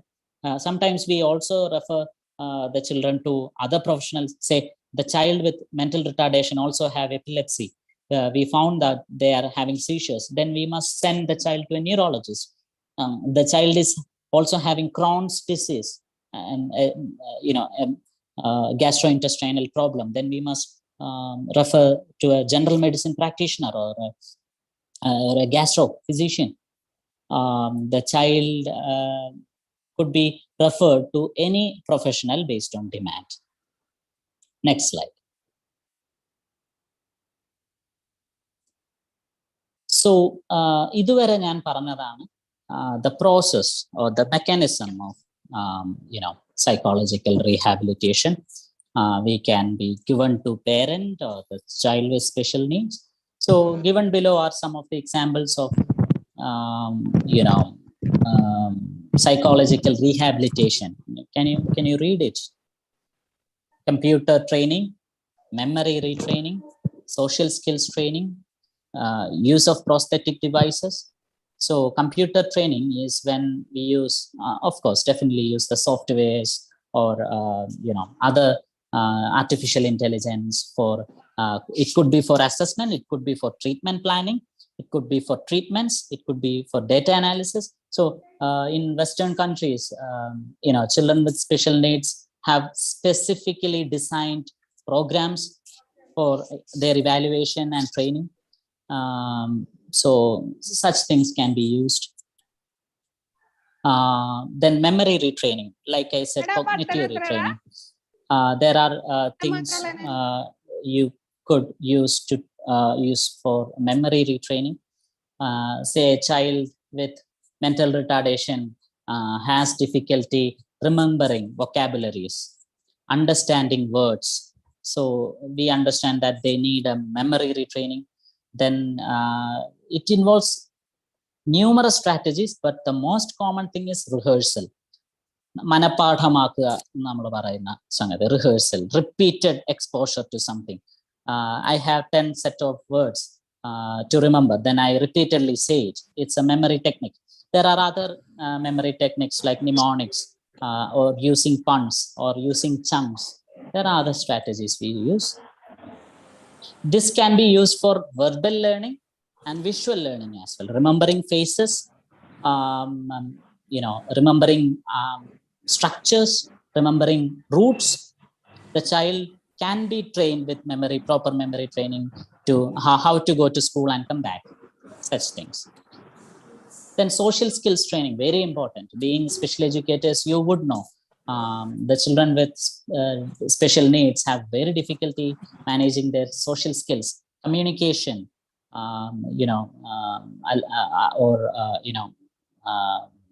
dealing with people, behaving in school, so many things. There are also soft skills training or the personal hygiene training, such skills. There are other types of skills training too. Say, teaching a difficult child to,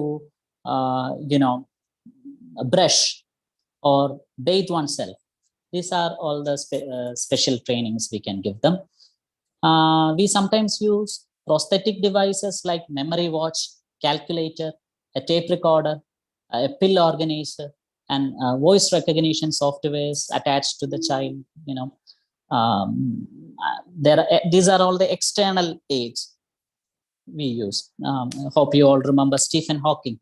Stephen Hawking is one of the most brilliant minds of the modern era, and he had a serious neurodegenerative disorder, and he was, towards the end of his life, he spent decades on a wheelchair, which is assisted by artificial intelligence. And that's how he finished most of his writings. He conveyed with students, given a lot of lectures. So depending on the needs, we can use the specific prosthetic or computerized devices for the child. Next slide.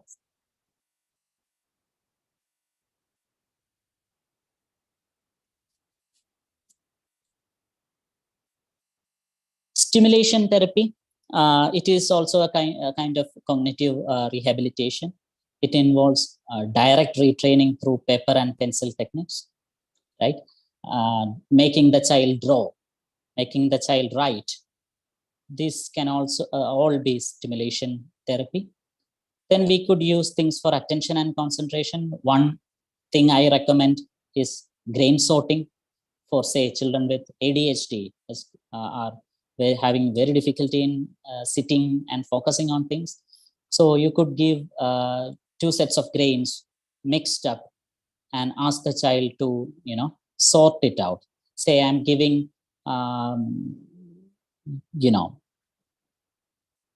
legumes to the child, both green and red and mixed up, and or groundnuts mixed up. So the child has to sort out black and white or red or green based on the size or category. And slowly we can increase the quantity we give to the child, and we can decrease the size. We start with huge grains, then we end up with minute grains. Is an excellent technique in attention concentration training. We call it grain sorting. There is also, shading, many things. Stimulus response conditioning, we use, classical conditioning strategies by clubbing to stimuli to the child. So, if,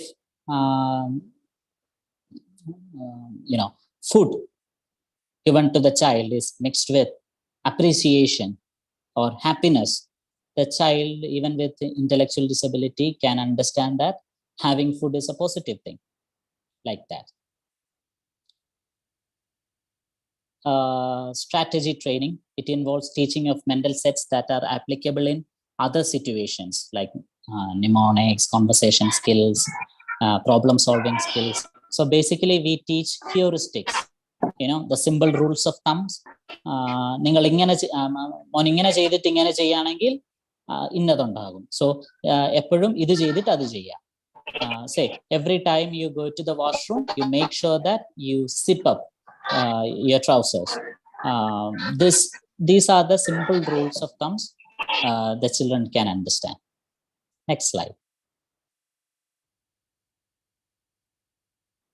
There are also domain specific training. Say the child is having difficulty in writing, not reading, then we might help the child learn only writing. There are such things. There are other things like driving. So the child has difficulty finding route. So we might develop tasks that can train the child to learn that route finding thing. There are children with left-right disorientation. We specifically address that. The cognitive cycle technique is a 5-step process, which is the same as our cognitive retraining skills. Basically, it helps improving the executive functions. Then enhancement of physical and emotional health and social functioning. I've already told you how the child is feeling is very important. So maybe with creating adequate social support groups or basic ground rules at school, we could also say we could teach other children how to deal with a special child in their class. As you all know, the government policy is inclusion of children with special needs in normal schools. So there will be children with mental retardation or learning disability among other children. So you could also train other students what should be done with these children. Nutrient and drug treatment. There are different arguments happening with all this, but there is one thing we know. There are certain elements that are required for brain, like calcium or potassium or sodium. So you should be using nutrients for all these, and iron for the better enhancement of the child. Say the child having a deficiency of vitamin D can have various problems, including depression. So having any vitamin D score less than 15, 30 is the score, and anything less than 15 can be considered as impaired. So anything less than 20 can be considered as deficient. So depending upon that, we could increase the nutrients and medicines also to help the child function better. Yeah, next slide.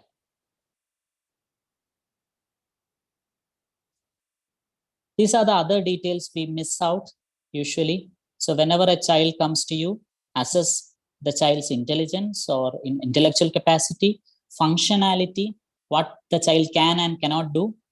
Also assess the emotional issues. Is the child happy at school? Is the child being bullied at school? Is the child happy at home? Is the child being abused? Address these issues. If you deal with children with SLD, you could know that children with SLD are as intelligent as all other children in the class.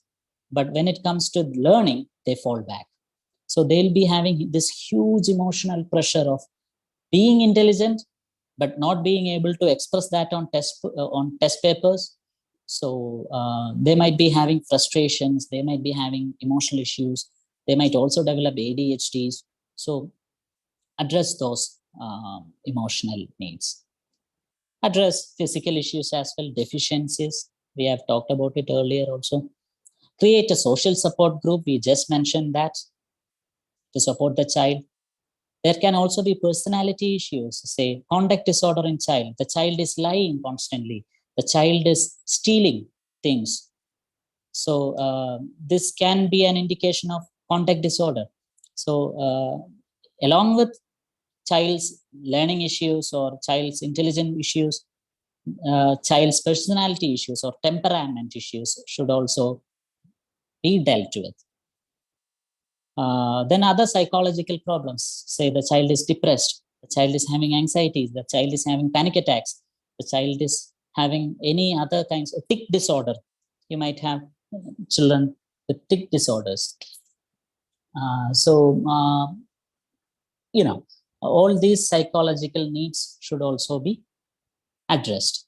So being professionals, I would humbly request you all to have a comprehensive evaluation of the child, addressing all their needs. അവരുടെ വൈകാരികമായിട്ടുള്ളതോ പഠനപരമായിട്ടുള്ളതോ ബൗദ്ധികമായിട്ടുള്ളതോ അവരുടെ മറ്റ് മാനസികമായിട്ടുള്ളതുമായിട്ടുള്ള എല്ലാ ആവശ്യകതകളെയും മനസ്സിലാക്കുന്ന ഒരാളായിരിക്കണം ഒരു special educator. So address all these things comprehensively and design your specific personalized training method to the child based on that, and have a successful career, have develop a healthy dynamics with parents and other professionals, and all the best to you all. So I would like to finish my go to the next slide, please. My talk. I know within the limited time there are not much information here, but this is a basic. I know in the coming sessions you will be discussing things in various aspects of special education and other psychological rehabilitation things, and I hope this is enough to give you an introduction about what is going to happen in the couple of days ahead. Thank you. So if you have any questions, you can ask me now.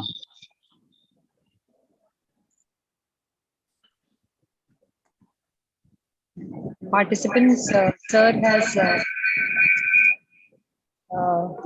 completed his session. Do you all have any questions?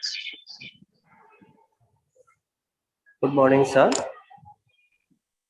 Morning. എൻ്റെ പേര് സന്തോഷ് എന്നാണ്. സന്തോഷ്. ഞാൻ ചാലക്കുടി BRCയിലെ സ്റ്റാഫാണ്. എനിക്ക് ഉണ്ടായ ഒരു സംശയം, ഒരു clarification വേണ്ടിയിട്ടാണ് ഞാൻ വിളിച്ചത്. ഓട്ടിസം ആദ്യമായി തന്നെ ഐഡിയും ഇൻക്ലൂഡഡ് ആയിട്ടുള്ള ഒരു കുട്ടിക്ക് സിറ്റിംഗ് പ്രോബ്ലം വരുമ്പോൾ നമുക്ക് എങ്ങനെ അത് സോൾവ് ചെയ്യാൻ കഴിയുമെന്നുള്ളതാണ് എൻ്റെ ക്വസ്റ്റ്യൻ. Sitting problem. അതെ. എത്ര വയസ്സുള്ള കുട്ടിയാണ്? അതായത് ഇപ്പൊ 10ാം ക്ലാസ്സിൽ പഠിക്കുന്നത്. ഇതുവരെ ഇരിക്കാൻ ഉള്ള കപ്പാസിറ്റി? അതായത് ഇരിക്കുന്നുണ്ട്, പക്ഷെ നമുക്ക് അങ്ങനെയുള്ള കുട്ടിയെ അതായത് ഇരുത്തുമ്പോൾ നമ്മൾ പല ആക്ടിവിറ്റീസ് ഓറിയന്റഡ് ആയിട്ട് കൊടുക്കുമ്പോൾ ഒരു മാക്സിമം ഒരു 5 minutes ആണ് കുട്ടി ഒരു ചെയറുമേ ഇരിക്കാൻ റെഡി ആവുന്നത്. അത് കഴിയുമ്പോ എഴുന്നേറ്റിട്ട് അങ്ങോട്ടും ഇങ്ങോട്ടും നടക്കുകയാണ് ചെയ്യുന്നത്. അപ്പൊ ആ കുട്ടിയെ നമുക്ക് എങ്ങനെ ആ സിറ്റിംഗ് പ്രോബ്ലത്തിൽ നിന്ന് ഒന്ന് ഓവർകം ചെയ്യാൻ കഴിയും എന്നതാണ് എൻ്റെ. ഫസ്റ്റ് ഓഫ് ഓൾ, നമ്മൾ ഒരു കുട്ടിയുടെ ഫിസിക്കൽ കപ്പാസിറ്റിയിലുള്ള പ്രശ്നമാണെങ്കിൽ നമ്മളൊരു ബേസിക് ഫിസിയോതെറപ്പിക് ഇവാലുവേഷൻ നടത്തുന്നത് നല്ലതാണ്. എനിക്ക് തോന്നുന്നത് ഇവിടെ പറഞ്ഞ കുട്ടിയുടെ പ്രശ്നം എന്ന് പറയുന്നത് ഫിസിക്കൽ കപ്പാസിറ്റിയിലുള്ള പ്രശ്നമല്ല, അവരുടെ അറ്റൻഷൻ കോൺസെൻട്രേറ്റ് ചെയ്യാനായിട്ടുള്ള പ്രശ്നമാണ്. The child is easily board. പെട്ടെന്ന് തന്നെ ബോറടിക്കുന്നു, അല്ലെങ്കിൽ ഈസിലി ഫ്രസ്ട്രേറ്റഡ് ആവുന്നു. അങ്ങനെയുള്ള ഒരു പ്രശ്നമായിട്ടാണ് എനിക്ക് തോന്നുന്നത്. അപ്പോൾ നമുക്ക് ചെയ്യാൻ പറ്റുന്ന ഏറ്റവും എളുപ്പമുള്ള കാര്യം എന്ന് പറയുന്നത് കുട്ടിക്ക് ഒരു ഫ്രസ്ട്രേഷൻ ടോളറൻസിന് ആവശ്യമായിട്ടുള്ള ട്രെയിനിങ്ങുകൾ കൊടുക്കുക എന്നുള്ളതാണ്, ഇൻക്ലൂഡിങ് അറ്റൻഷൻ ട്രെയിനിങ്. അപ്പോൾ അറ്റൻഷൻ ട്രെയിനിങ് എന്ന് പറയുമ്പോൾ നമുക്ക് ടാസ്കിൽ കുട്ടിക്ക് ഇപ്പം ക്ലാസ്സിൽ നമ്മളൊരു കാര്യം ചെയ്യുകയാണെങ്കിൽ അതിനകത്ത് കൂടുതൽ ഫോക്കസ് ചെയ്യാനായിട്ട് സഹായിക്കുന്ന തരത്തിലുള്ള ട്രെയിനിങ്ങുകൾ വേണം. പിന്നെ സ്പെസിഫിക് ആയിട്ട് കുട്ടിയുടെ പ്രശ്നം എന്താണ് എന്ന് മനസ്സിലാക്കിക്കൊണ്ടുള്ള ട്രെയിനിങ്ങുകൾ വേണം. അതിന് ഏറ്റവും നല്ലത് എനിക്ക് തോന്നുന്നു ഒരു സൈക്കോളജിക്കൽ ഇവാലുവേഷൻ. നമുക്കിപ്പോൾ ഒരു ജനറൽ പോളിസി എന്നുള്ള രീതിയിൽ അങ്ങനെ ഒരു ഇത് ചെയ്യാൻ പറ്റില്ല, പക്ഷെ കുട്ടിയുടെ ഒരു സൈക്കോളജിക്കൽ ഇവാലുവേഷൻ നടത്തി കഴിഞ്ഞാൽ എന്ത് ഏരിയയിലാണ് ആൾക്ക് പ്രശ്നം വരുന്നതെന്ന് നോക്കാം. ഈ ഈസിലി ഫ്രസ്ട്രേറ്റഡ് ആവുന്നതിനെ ഓവർകം ചെയ്യാനായിട്ടുള്ള കോഗ്നിറ്റീവ് റീട്രെയിനിങ് സ്ട്രാറ്റജീസ് ഉണ്ട്. ഒരു ടാസ്ക് തന്നെ അവരുടെ കപ്പാസിറ്റി ഓവർകം അല്ലെങ്കിൽ അവരുടെ കപ്പാസിറ്റി എക്സീഡ് ചെയ്യുന്നതുകൊണ്ടാണ് ആ ടാസ്ക് അവർക്ക് ഫോക്കസ് ചെയ്യാൻ പറ്റാത്തത്. അപ്പോൾ ഒന്ന്, ചെറിയ ചെറിയ ടാസ്കുകൾ പ്ലാൻ ചെയ്യുക. രണ്ട്, ഒരു സൈക്കോളജിക്കൽ ഇവാലുവേഷൻ നടത്തിക്കൊണ്ട് കുട്ടിയുടെ ഈ പറഞ്ഞ ഫ്രസ്ട്രേഷൻ ടോളറൻസ് ഇൻക്രീസ് ചെയ്യാനും അറ്റൻഷൻ ഫോക്കസ് ചെയ്യാൻ കോൺസെൻട്രേഷൻ ഇൻക്രീസ് ചെയ്യാനുമായിട്ടുള്ള റീട്രെയിനിങ് സ്ട്രാറ്റജീസ് ഡെവലപ്പ് ചെയ്യുന്നതാണ് നല്ലത്. പിന്നെ ഒരു പരിധിക്കപ്പുറം അത് ഇൻക്രീസ് ചെയ്യാൻ സാധിക്കുകയില്ല. ഇപ്പോൾ ഒരു പ്രാക്ടിക്കൽ സൊല്യൂഷൻ എന്നുള്ള നിലയിൽ ഒരു 10 to 20 minutes ഒക്കെ അവരെ ഇരുത്താൻ പറ്റുന്ന പാകത്തിന് കൊണ്ടുവരിക. അതിനുശേഷം ആക്ടിവിറ്റീസ് എന്തെങ്കിലും പ്ലാൻ ചെയ്യുക, അല്ലെങ്കിൽ അവരെ കുറച്ചു നേരം സ്വതന്ത്രരായിട്ട് നടക്കട്ടെ എന്ന് വിചാരിക്കുക എന്നുള്ളതേ പ്രാക്ടിക്കലി നമുക്ക് പറ്റുള്ളൂ.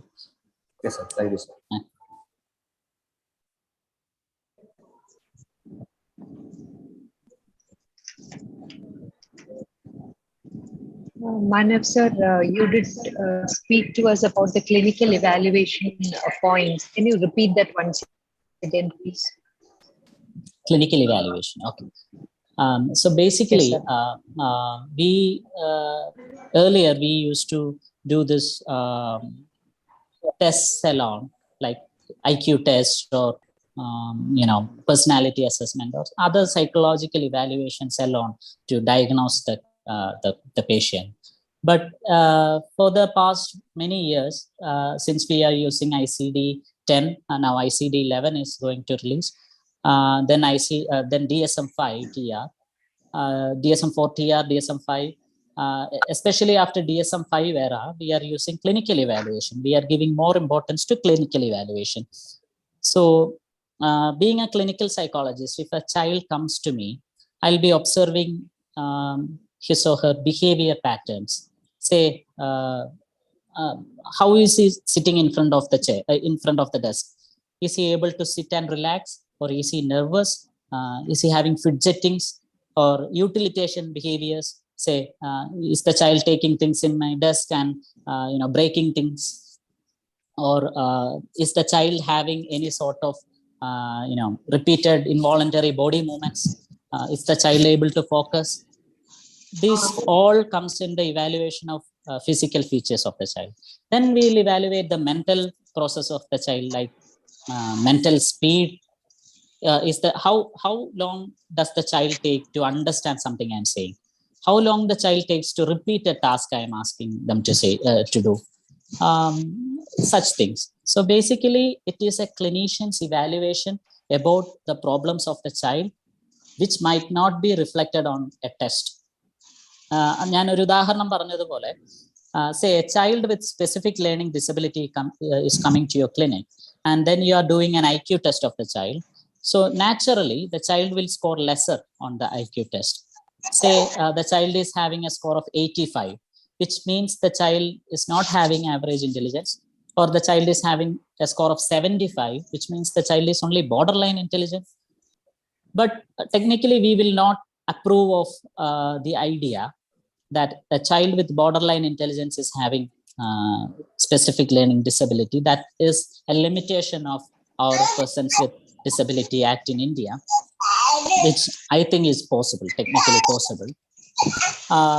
So the problem is, we should understand whether the child is having disability or not. So when we do an IQ test to a child, there will be different sections where the child might score less. So I'll be thinking, okay, which are all the domains where the child is scoring less? Is it involving any verbal communication? Is it involving reading? Is it involving writing? Is it involving plans? Is it involving comprehension? Is it involving any domain that could be possibly impaired by the specific learning disability and not intelligence? So it is basically a subjective call of the clinician to understand whether the deficit shown on a test is actually arising from a disability or some other factors. So it is called a clinical evaluation. It is equally important as administering a test. So even if the child has scored 70 on an IQ test, based on the clinical evaluation, we could say the child has higher intelligence. Right. So the parameters would be physical, mental, and then we look for functionality. Basically, yeah. Okay, sir. Going back to the question that personnel from DRC asked, do you think it will be good if you recommend attention deficit assessment, including an SLD, because he didn't tell us about how good the child is regarding his learning skills. Do you think this will help the child? Because he mentioned that the student is in class 10. So I think we need to be a little bit more specific with that. What do you think, sir? That is also possible. If the child is having SLD also, the child might have difficulty in sitting in the class. The child might be easily frustrated. But I think he mentioned autism. If the child is having autism, then it is understood that the child will have difficulties in learning, but not specific learning disability. We will be focusing more on the applied behavioral analysis kind of things for the child with autism. We should also,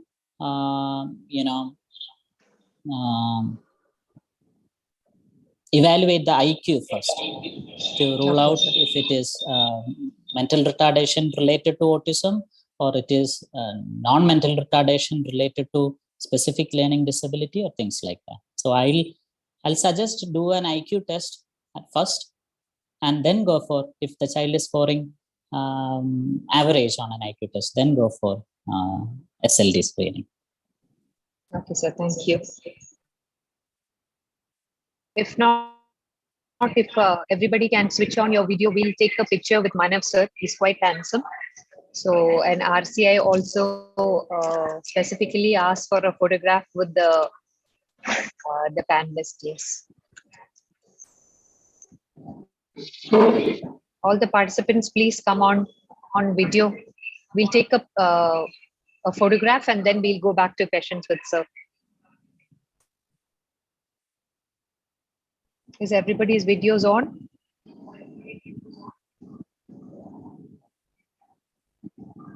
I'll be telling you when to smile. Okay. I think videos are not switched on. No, not mine. Participants, please switch on your videos, otherwise you'll lose your CRR points.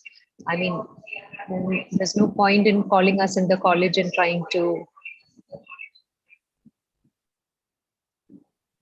ask us to help you all out. Okay.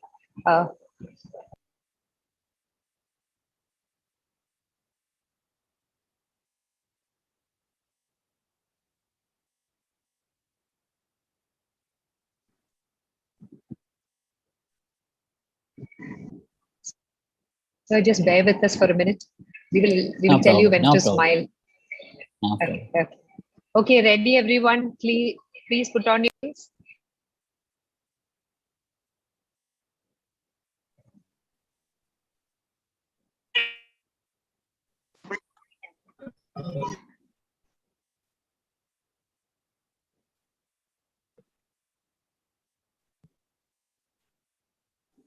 Yes, done. So any more questions for Manav, sir? ഞാൻ കൂടുതലും ഇംഗ്ലീഷിലാണ് സംസാരിച്ചതെന്ന് തോന്നുന്നു. ആർക്കെങ്കിലും എന്തെങ്കിലും പോയിന്റ്സിൽ ഒരു ക്ലാരിറ്റിയോ കൺഫ്യൂഷനോ ഉണ്ടെങ്കിൽ മലയാളത്തിൽ ചോദിക്കാം. Sir, normally IQ testinokku mumbile you were talking to us about the parts of the brain, right? Yeah. Yes. Yeah. Appo if we want to, like, as a parent, oru parentine valare specific aayittu oru kuttike endengilum physiological issues undennu arnal, like which is the test that we do, or we ask the doctor or the clinician to ask, I mean, help us out with endha nammal adu parayendiyathu, or how will we know? I'll recommend the parent talking in the very layman term to the clinician. ഏറ്റവും സാധാരണമായ ഭാഷയിൽ എന്താണോ പ്രശ്നം എന്ന് പ്രൊഫഷണലിനോട് പറയുന്നതാണ് നല്ലത്. And they can decide which test to use. For example, if the child is having seizures, we might ask them to do an EEG, an MRI, and other sorts of things.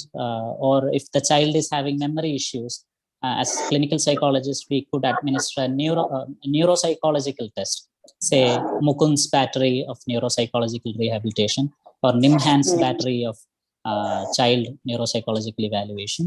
അങ്ങനെയുള്ള even IQ ടെസ്റ്റുകൾ പോലും ഇപ്പൊ say വിസ്ക് can also be used as a neuropsychological evaluation. നമുക്ക് അതിനകത്തൊരു memory quotient കിട്ടും, നമുക്ക് അതിനകത്ത് സ്പെസിഫിക് ആയിട്ട് ബ്രെയിനിന്റെ ഏത് ഫങ്ഷനാലിറ്റിയിലാണ് പ്രശ്നമുള്ളതെന്ന് കിട്ടും. So these are not very expensive test book, വെറും പേപ്പർ പെൻസിൽ ടെസ്റ്റുകളാണ്. But we assess the functionality.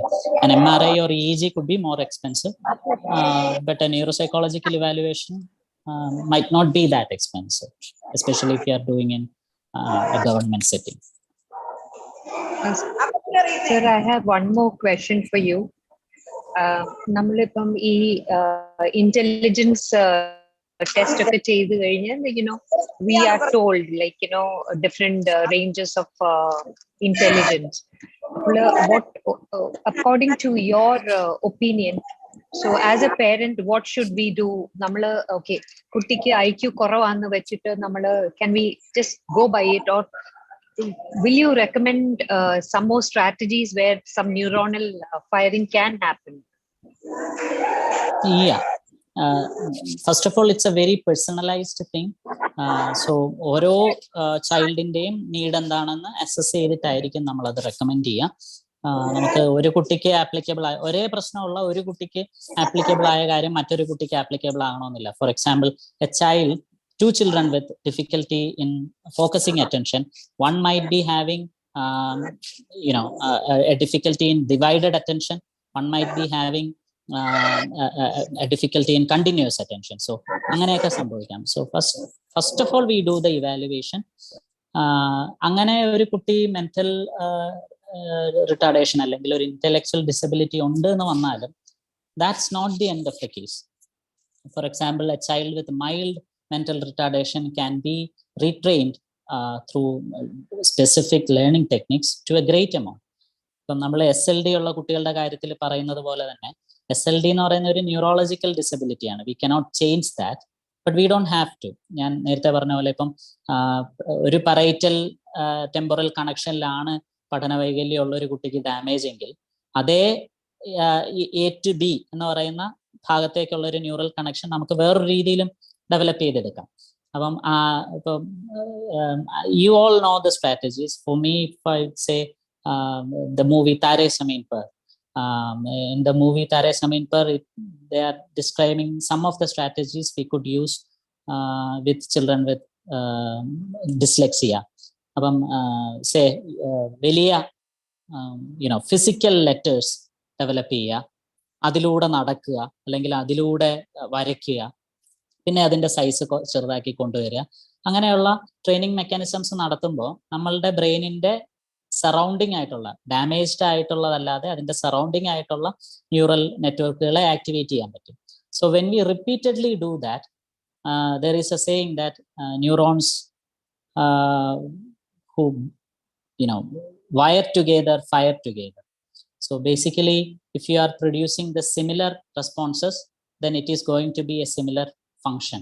So നമ്മളുടെ ന്യൂറൽ നെറ്റ്വർക്ക്സ് ഈ രീതിയിൽ പുതിയ the same firing can happen with a different wiring. So AB എന്ന് പറയുന്ന നെറ്റ്വർക്കിന് പകരം നമ്മൾ ACD എന്ന് പറയുന്ന പുതിയൊരു നെറ്റ്വർക്ക് ഡെവലപ്പ് ചെയ്യാനായിട്ട് അത് സഹായിക്കും. So it's basically practice. It is also about understanding the specific training mechanism for that particular child. Okay, sir. Thank you. Any more questions for Manav sir? Sir, one more question. Sir, നമുക്ക് maths അതേപോലെ തന്നെ language Malayalam, English, Hindi ഇങ്ങനെയുള്ള ഏരിയയില് സബ്ജക്റ്റില് learning disability ആയിട്ടുള്ള ഒരു കുട്ടിക്ക് നമ്മുടെ ഏത് ഏരിയ ആയിരിക്കും അതിനെ ഫോക്കസ് ചെയ്യുന്നതെന്ന് നമ്മുടെ ബ്രെയിനിലെ ഏത് ഏരിയ ആയിരിക്കും എന്ന് പറയാൻ പറ്റുമോ? ബ്രെയിനിലെ ബ്രെയിനിലെ അത് ബ്രെയിനിന്റെ പ്രത്യേകത എന്ന് പറഞ്ഞാൽ ഒരു പർട്ടിക്കുലർ ഏരിയ ഒരു കാര്യം ചെയ്യാന്നുള്ളതല്ല. ബ്രെയിനിൽ നമ്മൾ ഒരു ടോട്ടാലിറ്റിയിലാണ് പറയുന്നത്. ഇപ്പോൾ ഒരു ഉദാഹരണം പറഞ്ഞാൽ memory is a function that is considered to be on temporal lobes. നമ്മളുടെ ടെമ്പറൽ ലോബാണ് മെമ്മറിയെ പ്രധാനമായിട്ടും കൺട്രോൾ ചെയ്യുന്നത്. ഇപ്പം വെർബൽ മെമ്മറി എന്ന് പറഞ്ഞാൽ ലെഫ്റ്റ് ടെമ്പറൽ ലോബാണ് കൺട്രോൾ ചെയ്യുന്നതെന്ന് പറയുന്നത്. ബട്ട് ഫ്രോണ്ടൽ ലോബിനും മെമ്മറിയുടേതായിട്ടുള്ള ഇൻവോൾവ്മെന്റ് ഉണ്ട്. Hippocampus which belongs to the limbic system, അത് ഇതിനകത്തൊന്നും അല്ല, ഇതിനകത്ത് ബ്രെയിൻ ഇങ്ങനെ ഒരു കൊട പോലെ നിൽക്കുകയാണെങ്കിൽ അതിനകത്ത് സ്ഥിതി ചെയ്യുന്ന സിസ്റ്റമാണ് ലിംബിക് സിസ്റ്റം. അതിനകത്താണ് hippocampus which is very crucial for memory. അപ്പം ഒരു പാർട്ട് ഡാമേജ്ഡ് ആയാലും മറ്റ് പല പാർട്സിനും അത് ടേക്ക് ഓവർ ചെയ്യാൻ പറ്റും എന്നുള്ളതാണ് ബ്രെയിനിന്റെ ഒരു പ്രത്യേകത. അതാണ് ഈ റീട്രെയിനിങ് വർക്ക് ചെയ്യാനുള്ള കാരണം. അല്ലെങ്കിൽ നമ്മൾ ട്രെയിൻ ചെയ്യുന്നതുകൊണ്ട് കാര്യമില്ല.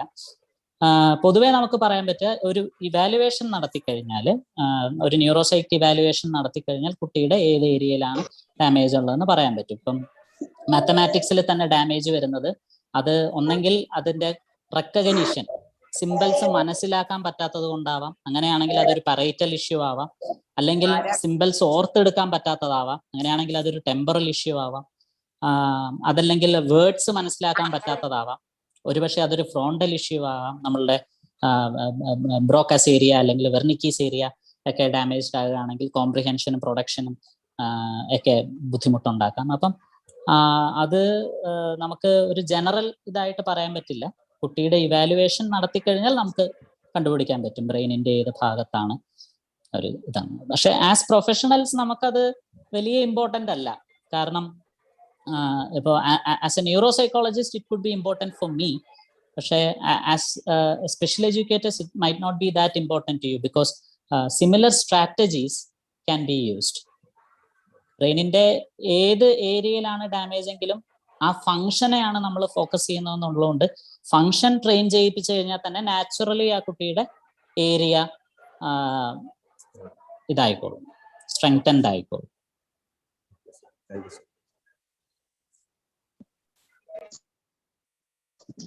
Any more questions for sir?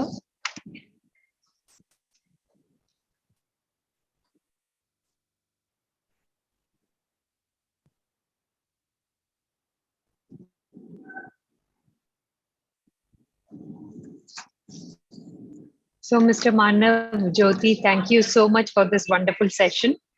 And to all the participants, I would like to tell you that sir works with Mibo Health and Happiness Care in Cochin. You can reach him there. He will be available. Sir, can you tell us where exactly in Cochin you are located? Your center is located rather. I'll be there in Wednesdays and Thursdays only, and it is near Changambula Park.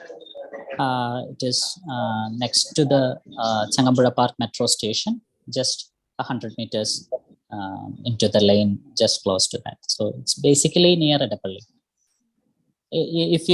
So Wednesdays and Thursdays, sir? Yes, Wednesdays and Thursdays. If you check it in Google, you could get the exact location. It is called Mibo Health and Happiness Care, MIBO. Okay, thank you so much, sir, for this wonderful session. Thank you. We look forward to hear from you again. And once again, from Sneha Sadan family, I'm telling you that we really enjoyed the session and loved that part of the brain you explained to us. And thank you on behalf of the principal and all the team here. Thank you so much, sir. A lot of gratitude and wish you all the best. Thank you. Thank you. Thank you so much. Welcome, sir. And to all the participants, we have come to a close with Mr. Manav Jyoti's session. And now we are having a lunch break, and please be back at sharp 1:30. And please remember, your Google Forms will be sent to you in a short while. Please take this time to fill it up. You have half an hour before the lunch break. Fill it up and send it back to us. All these are mandates from Rehabilitation Council of India. If you do not do that, if you don't let us know your CRR number, it has to be written on the Google document. And please send it back to us. People who have been us over the last few years on webinars know that RCI is very strict with their mandates. So let us fall in line with what is expected out of us. And I hope you all had a wonderful session. See you all at 1:30. Bye for now.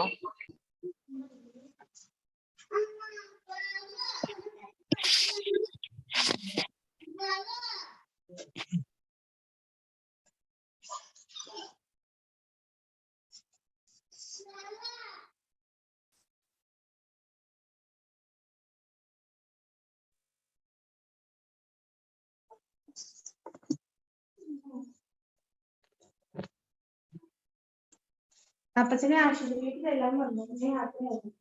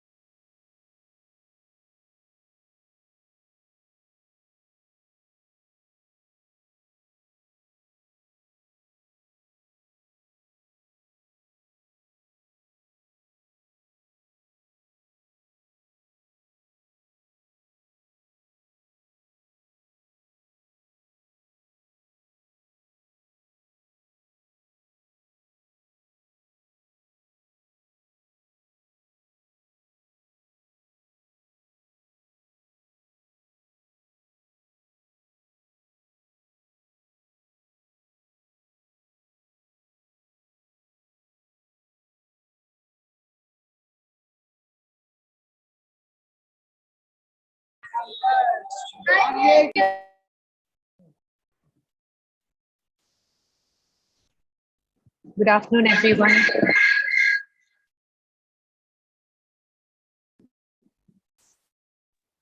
Good afternoon. Oh, welcome back. Is everybody here? Okay, we have participants request you to join in quickly.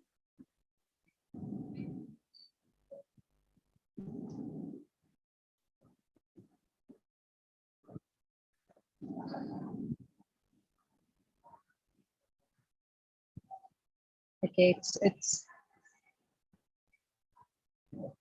time for the afternoon session.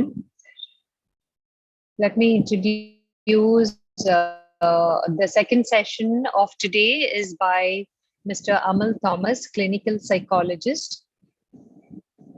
He works with General Hospital Kottayam, and he is with District Early Intervention Center in the General Hospital. Ladies and gentlemen, I welcome Mr. Amal Thomas, clinical psychologist, to our midst for handling the topic skills for counseling parents of children with autism spectrum disorder. Sir, over to you.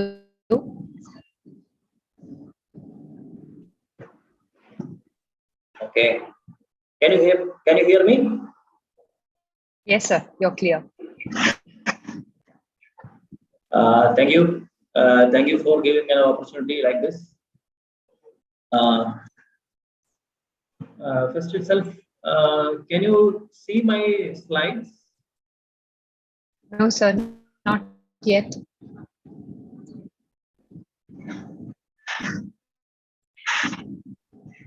Yes, sir. Is it visible? Yes, sir.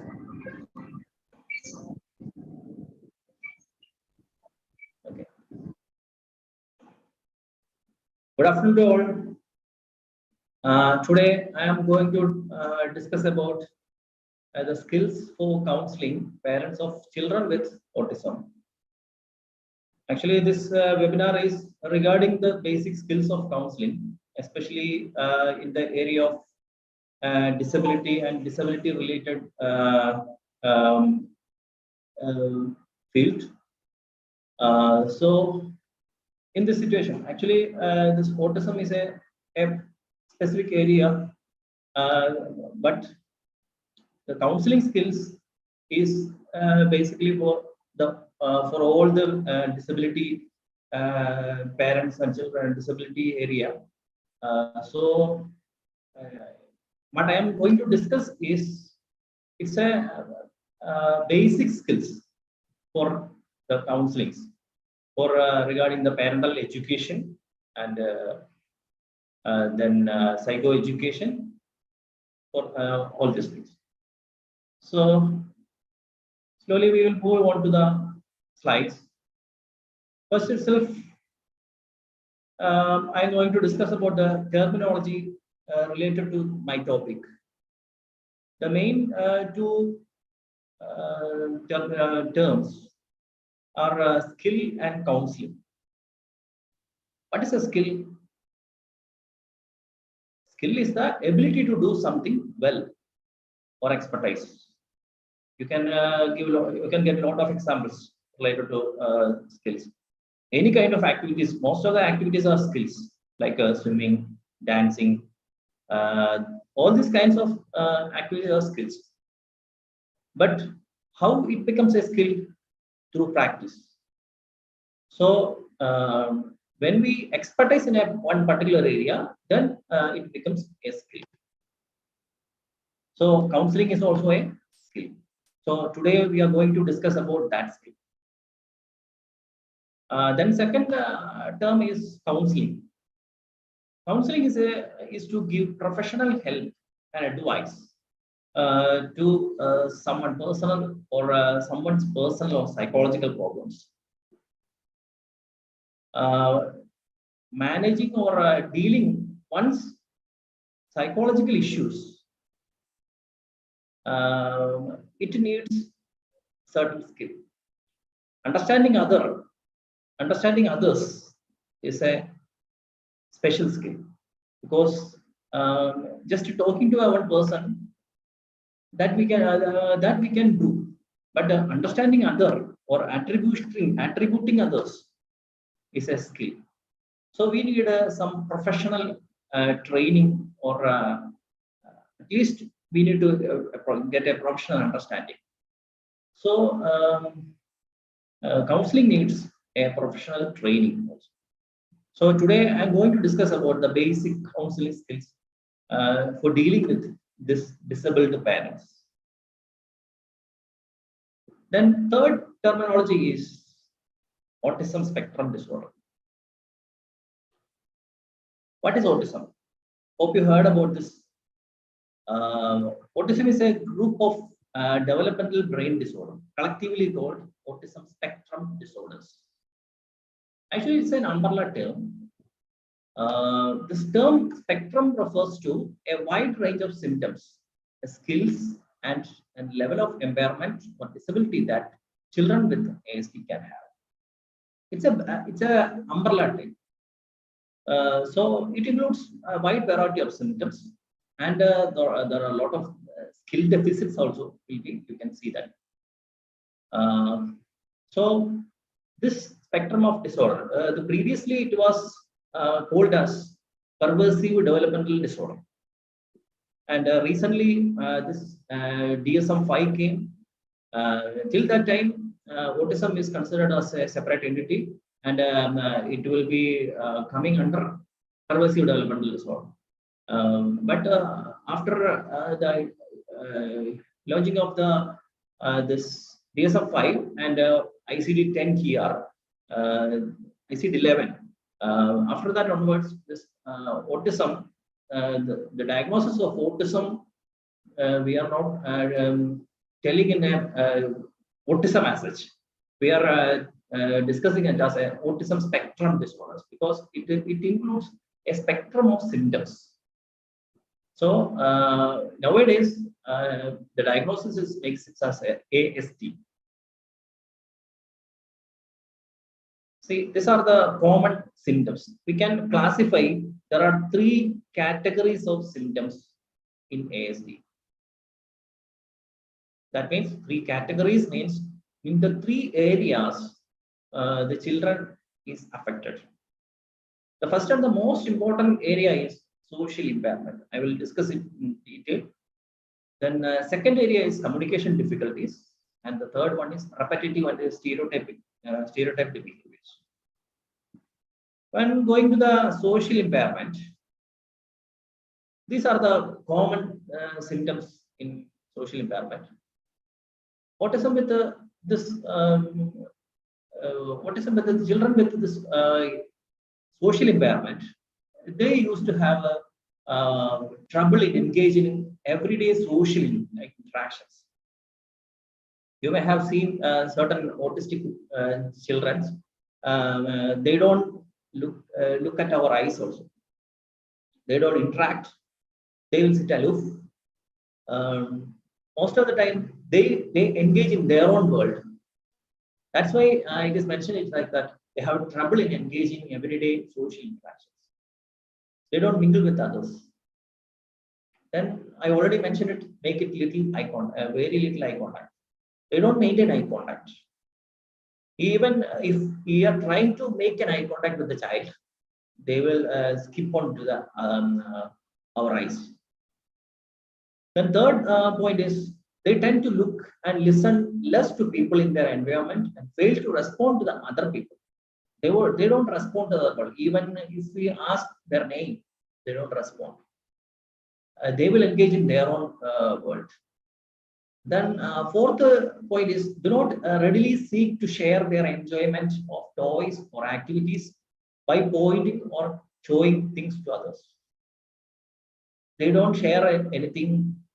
They may have some particular toys or something, or they are obsessed with certain objects.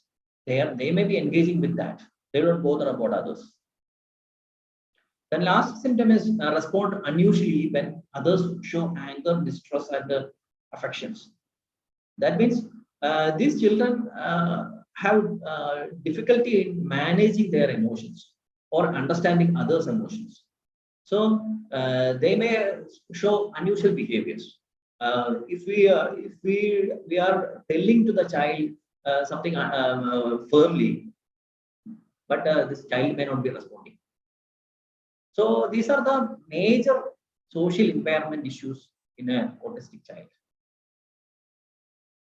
Then second area of impairment is communication issues. They may fail or be slow to respond to their name or other verbal attempts to gain their attention. They might not be responding. For example, if you give some command, take that ball or something like that, but they may not respond. If they need a ball, they will go and take it. But if we are giving a command, then they won't respond. Then second major social issue, communication issue is they fail or be slow to develop gestures such as pointing and showing things to others. We used to communicate verbally and non-verbally. So usually it will be in a parallel way. That means if we are using some verbal directions, at the same time, unknowingly we use non-verbal communication. But this children does not show any verbal or non-verbal communication skills. Even they may not show pointing. Some children they will take us. They will take us and they will go and stand there and they will indicate some verbal or some gestures. Otherwise, they don't show a particular pointing behavior. So they have difficulty in communicating with the non-verbal manner. Then when you go look into the language development, then coo and babbling in the first year of life, but then stop doing so. Usually in my clinics and all, I used to see that parents used to say that since 1.5 years, the child's development was normal. Even some parents used to say that at the age of 1 year itself, the child can utter around 3-4 words itself. But after 1.5 years onwards, the child started deterioration. It's we used to tell that term that regression. Regression of speech is noticed during this stage. That's why they mentioned that poo and babbling in the first year of life, but then stop doing so. Then fourth point is develop language at a delayed pace. Some children may develop language, but the phase of the language development may be delayed. Usually, parents used to bring the children with a complaint of delayed language. The child is not speaking to the age appropriately. Maybe with this complaint only they are coming to the clinic. But when you are evaluating, that time only we can see that there are some autistic features. So the next one is learn to communicate using pictures or their own sign language. Usually, this autistic children says that they are visual learners or visual communicators. Usually, recent studies are saying that if you want to teach something to an autistic child, you can use some pictures. That means they will easily respond to just because they are visually easily respond to. But when they won't respond to our face reading and all, they are very much lacking. But at the same time, if they are using pictures or something, they can communicate. So this things is a positive sign. Then next one is speak only in single words or repeat certain phrases over and over, seeing unable to combine meaningful sentences.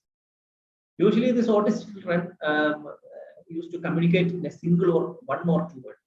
That means, give me that, only that. I want. They don't use sentences. They may use ball, only ball. If they want ball, they only use ball. Or if they want food, I need chocolate. They don't use sentences. Like they only need say chocolate. Like this, they speak only single words. Okay. Then sometimes even they may repeat the same word itself. The next point is repeat words or phrases that they hear. This condition is called echolalia. Hope you heard about this echolalia.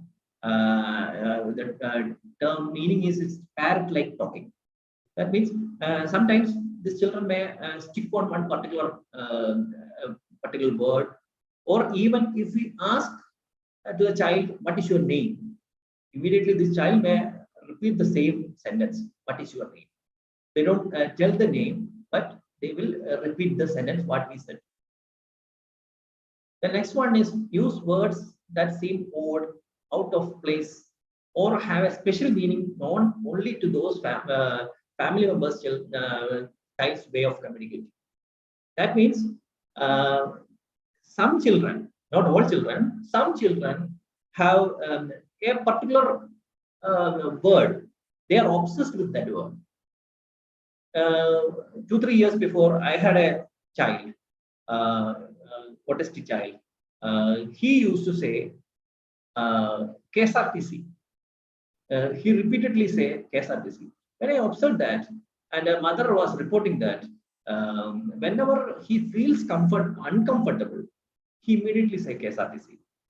She's telling that I don't know how he got this term, but unknowingly, whenever he used, actually later she understood that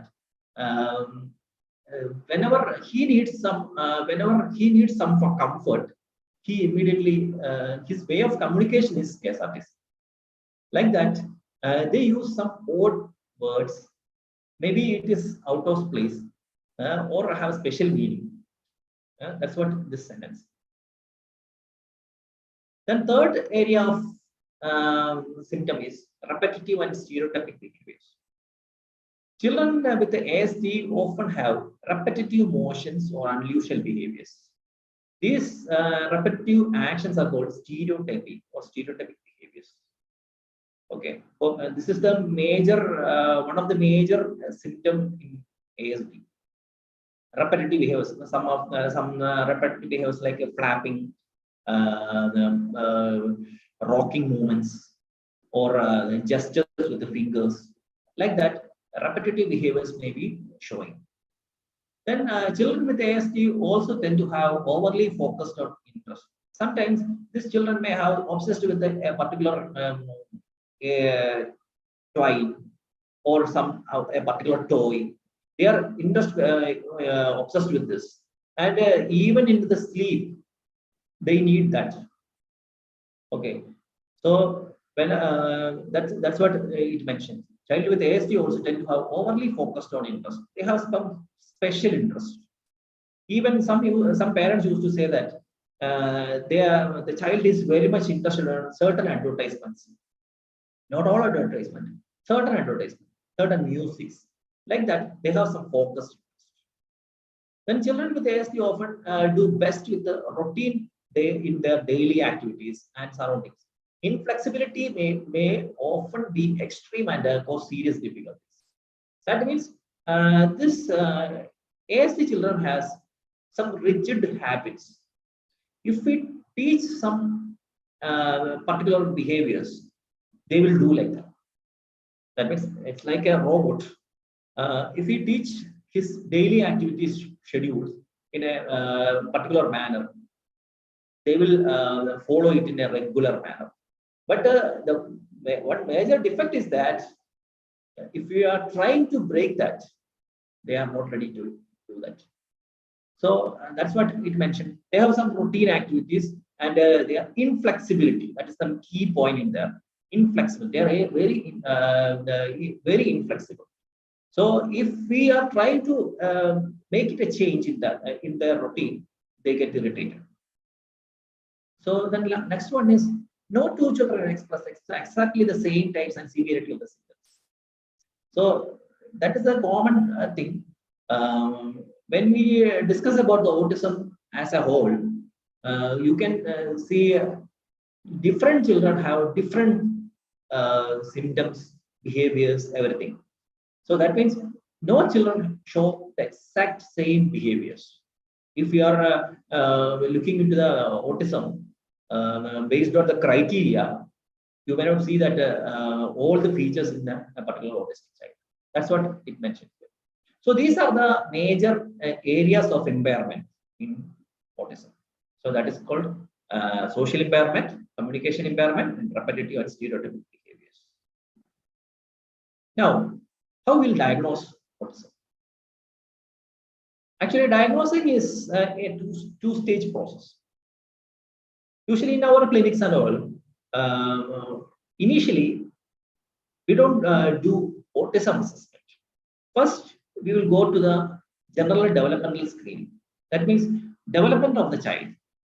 We have to find at what age or what month the child is in the present stage. So this is the first stage of assessment. So this is called general developmental screening. This general development screening can be done with certain tools. You can see that there are a lot of test materials are available for that. One is developmental screening test is there. Then Gessel's developmental scale is there. Then Wineland social maturity scale is there. Like that, different kinds of developmental screening tests can be available. This may be done with the doing with the pediatrician, or sometimes in some areas nurse may be doing the screening.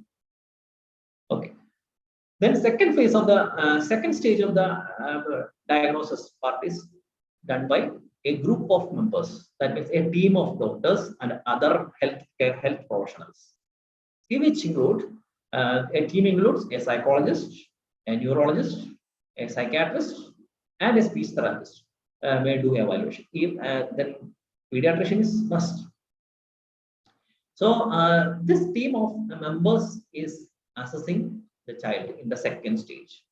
So they are assessing with their own some tools or criteria they used to do. When I'm talking about a psychologist point of view, we used to do this autism scales. We use some certain scales. I am going to discuss that. So based on the autism scales, we used to assess the level or severity of the autism. When we discuss about the speech therapist point of view, they will assess the language development or communication skills of the child. So with this, all the team members are assessing the child on their own area of development.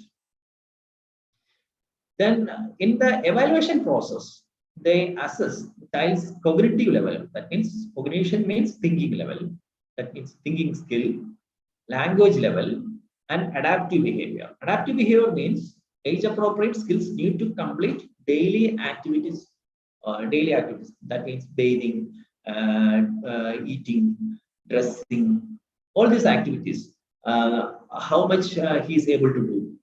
These main three areas are assessing.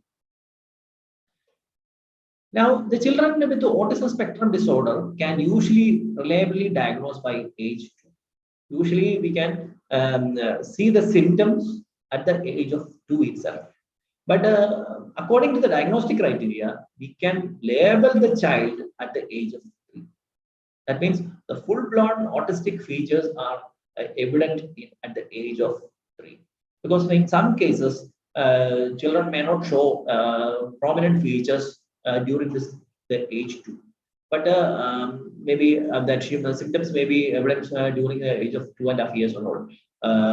So that's why finalizing the diagnosis can be done at 3 years of age. But you can see the diagnosis or some pointings you can see from the age of 2 itself. ASD is a complex disorder that sometimes occur along with the other illnesses, learning disorders, and comprehensive. So that comprehensive evaluation may be included in brain imaging testing, along with in-depth memory, problem solving, and language testing. So that's why initially itself I mentioned that this autism is a spectrum of disorders. So we may be confused whether it is autism or some other issues. So even nowadays in our clinics, due to the socialization exposure, lack of socialization exposure, children used to bring with the features of autism, but basically they are not autistic. If they are getting exposure, they started showing improvements. So in this case, we have to be very careful in diagnosing this kind of cases. So that's why it is mentioned that ASD is a complex disorder. Children with any delayed development should also get hearing tests and can be screened for lead poisoning as part of the comprehensive evaluation. Nowadays, even a newborn child is compulsorily assessing the hearing and vision.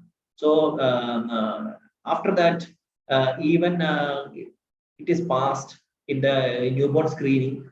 After 6 months, again reassessment is doing in the hearing and vision test. So based on that, we can screen out this kind of issues, because in certain studies says that this early features of autism can be seen at the age of 6 months of years. That means they started showing they lack eye tracking skills and all. They lack at the age of 6 months itself. That means even at the age of 6 months, you can see that if in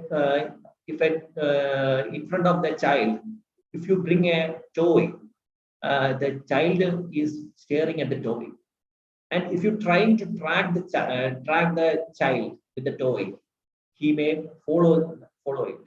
But some cases, especially the researchers are saying that this autistic children have eye tracking deficits.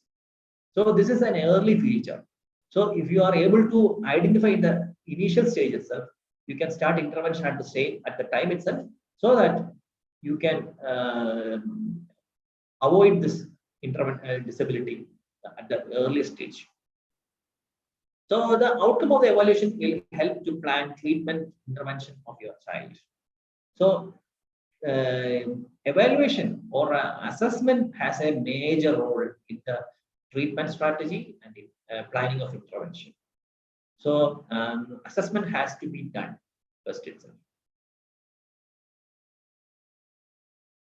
These are the major tools using for autism screening in India. Actually, a lot of tests are available in all over the world, but nowadays in India we used to use these kinds of tools are mentioning. This one is first one is a modified checklist for autism toddlers, that is called MChat. MChat is a older version. It has 23 items. It's a parent report rating scale. That means we are asking from the parent, and based on the parent's report, we are assessing the child. But it has a modified version. That means a revised version. Recently, it was introduced. It has 23 items, but a little more effective in this case. This is the one tool we used to recently till last few years back. MChat was commonly used in most of the researchers. They used MChat. Then second common tool is CARS, Childhood Autism Rating Scale. It is also a rating scale, but it's a behavior rating scale. This assessment is not done based on the parent, not only from the parent's report. We are observing the child. We are observing the behavior of the child. Based on the behavior, we are rating the child. Okay. Actually, this CARS has 15 items. All the items are 0 to 4 point scale. So in that there will be a severity can be measured. The total score of the total score, if we get a total score of 29.5 or above, we can consider the score of a significant autism. So this is also a valuable test. This all over the world, this CARS is an all over the world. In most of the countries, they are using CARS as a standardized tool for assessing autism. CARS has an updated version also. CARS 2 as then another one. CARS has another version also there, that high functioning autism. For that means high functioning skills to assess the high functions of the autistic children. This is the second rating scale. Then and the third one is the Indian scale for assessment autism, ISA. This is purely developed for the Indian children, and nowadays for the disability certification process and all, and even in the 2016 RPW Act, they mentioned that autism in India, autism should be assessed with the ISA. So ISA is also a objective assessment tool. This is not only assessed with the parents reporting or behavior assessment. It is assessed based on 4 dimensions. It is it uses observation, then clinical evaluation of the behavior, testing by the interaction with the subject, and also information supplemented by the parents. That means the reliability of the test will be more when compared to the other tests. So we are assessing the 4 ways. This test has 40 items, and based on the total score, we can measure the severity of the ISA. Or then fourth tool is INCLIN. Actually, this is also purely an Indian tool. This is mainly developed from AIMS, All India Institute of Medical Science, Mumbai. But the problem is this tool is under construction. That means it is already launched, but it has some research standardization issues, so that it's not yet started widely using. The last one is a screening tool for autism in 2-year-olds. That means STAT. STAT is also another empirically derived interactive measure that was developed to screen autism children in between 24 to 36 months of age. STAT consists of 12 items. These activities assess key social and communication behaviors, including imitation, play, requesting, and directing attention. All these domains are assessing in this. So these are the common tools using for the diagnosis of autism in India. When you go to the comorbid conditions, when we discuss about the comorbid conditions in all the disability areas, if we are discussing about the in the mental retardation,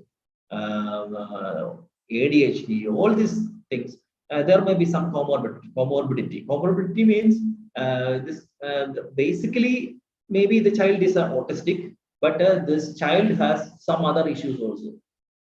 Like this autism has also lot of comorbid conditions.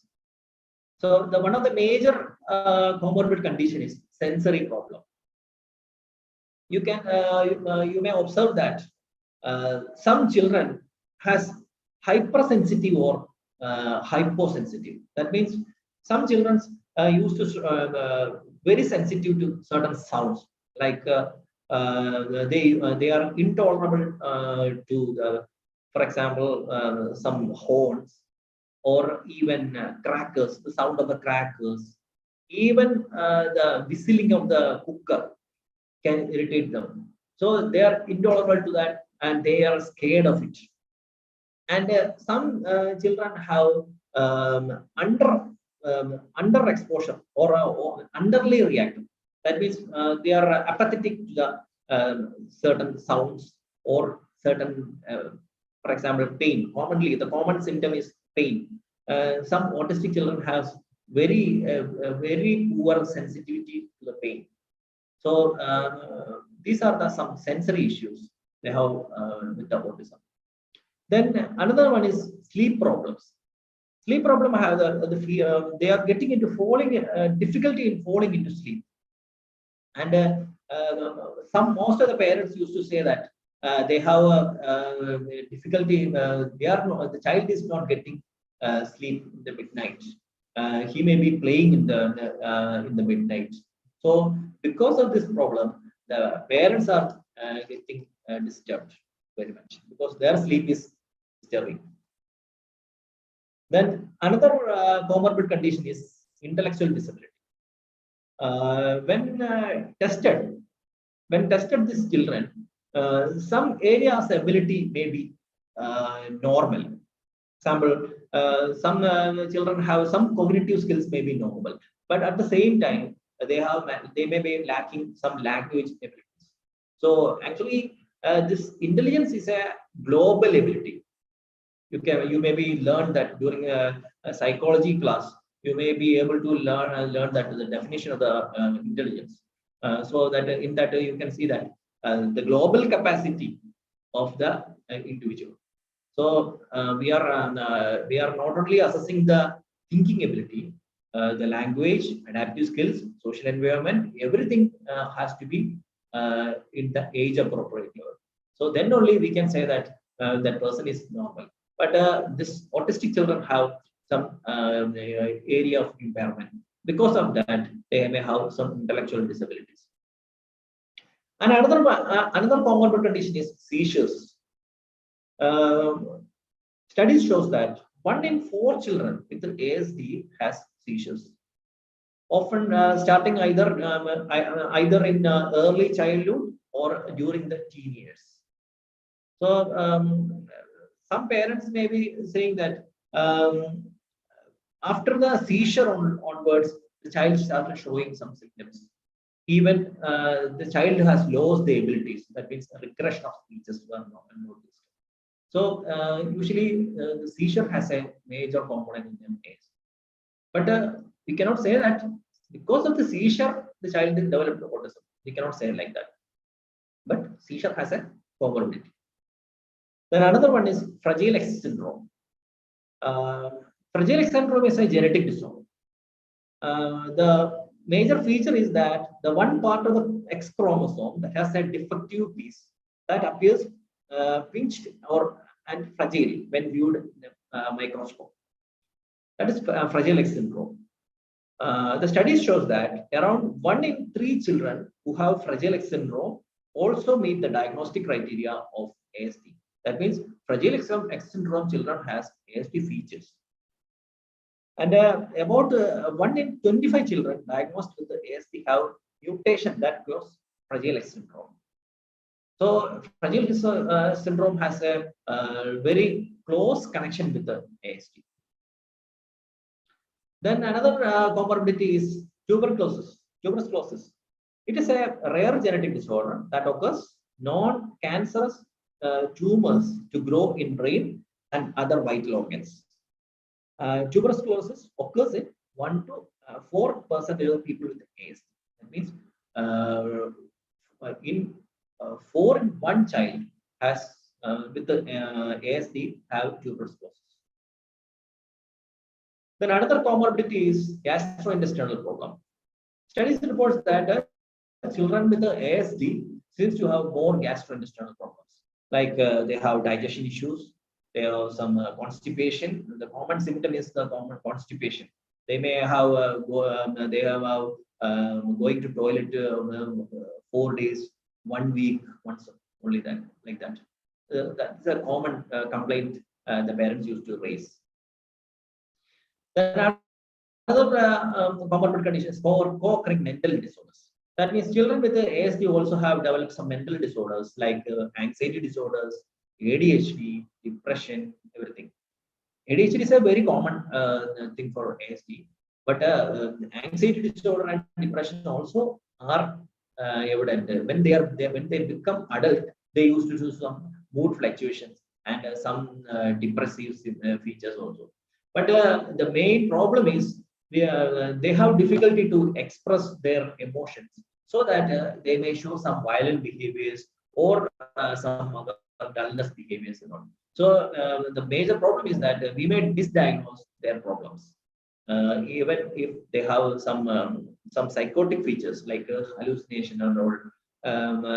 We cannot identify that properly because they may show some unusual behaviors. We may think that it may be because of the ASD only, but it may be because of the mental disorders the child may become aggressive. So we have to rule it out very carefully. So these are the major comorbid conditions of ASD. When you look into the prevalences of the ASD in India, across the CDC surveillance site, an average of 1 in every 4 8-year-old children estimated to have ASD. This statistics is from the 2018 studies. So this is not too old survey. So we can consider it as one of the important value. So 1 in 44 children. That means earlier. That means around 15 years or 20 years back, in India, autism is a very rare condition. But nowadays, the number of autism cases are rising. So we have to find out the reason for that. Then second point is ASD is 4.2 times prevalent among boys, 3.7 as among girls, 0.9%. That means boys are more prone to autism. But when we overall the disability area, when we look into the overall number of the disabled children, you can see that boys are more prone to any kind of development, not only autism, any kind of disabilities. But the main autism studies also supporting this thing that 3.7% of boys are more prone to autism. Then next one is ASD is reported to occur in all racial and ethnic groups. That means earlier studies shows that this autism was it's only seen in rich people. That means high class people and all. Earlier it was a belief like that, but later it was changed it because this commonality, this autism was common in all the ethnic groups and the racial groups. Later they found it. Earlier, the recent researchers says that earlier that misinterpretation was done because that the high class groups, they used to bring the child for the clinic earlier itself. Maybe because of the skewed data may be evident during that time. So nowadays, there is no separation, or there is no predominance on a particular racial group or ethnic group in autism. In India, the first community-based study carried out recently, and that study was carried in between 1 to 10-year-old children, and they found that the prevalence rate was 15 in 10,000 children. That means 0.15% of the children having autism. So the prevalence rate is, as years progresses, the prevalence rate is getting more and more high. So we have to be keen on the researchers and finding out the basic reasons for the treatment and management of this area. Now we look into the causes of autism. Actually, there is no single known cause for autism. Like we used to say in all disabilities, there is no single reason for this kind of disability. There are multiple reasons. So in this case, in the case of autism, we can say that both genetic and environment has a major role. Both has a major role in autism.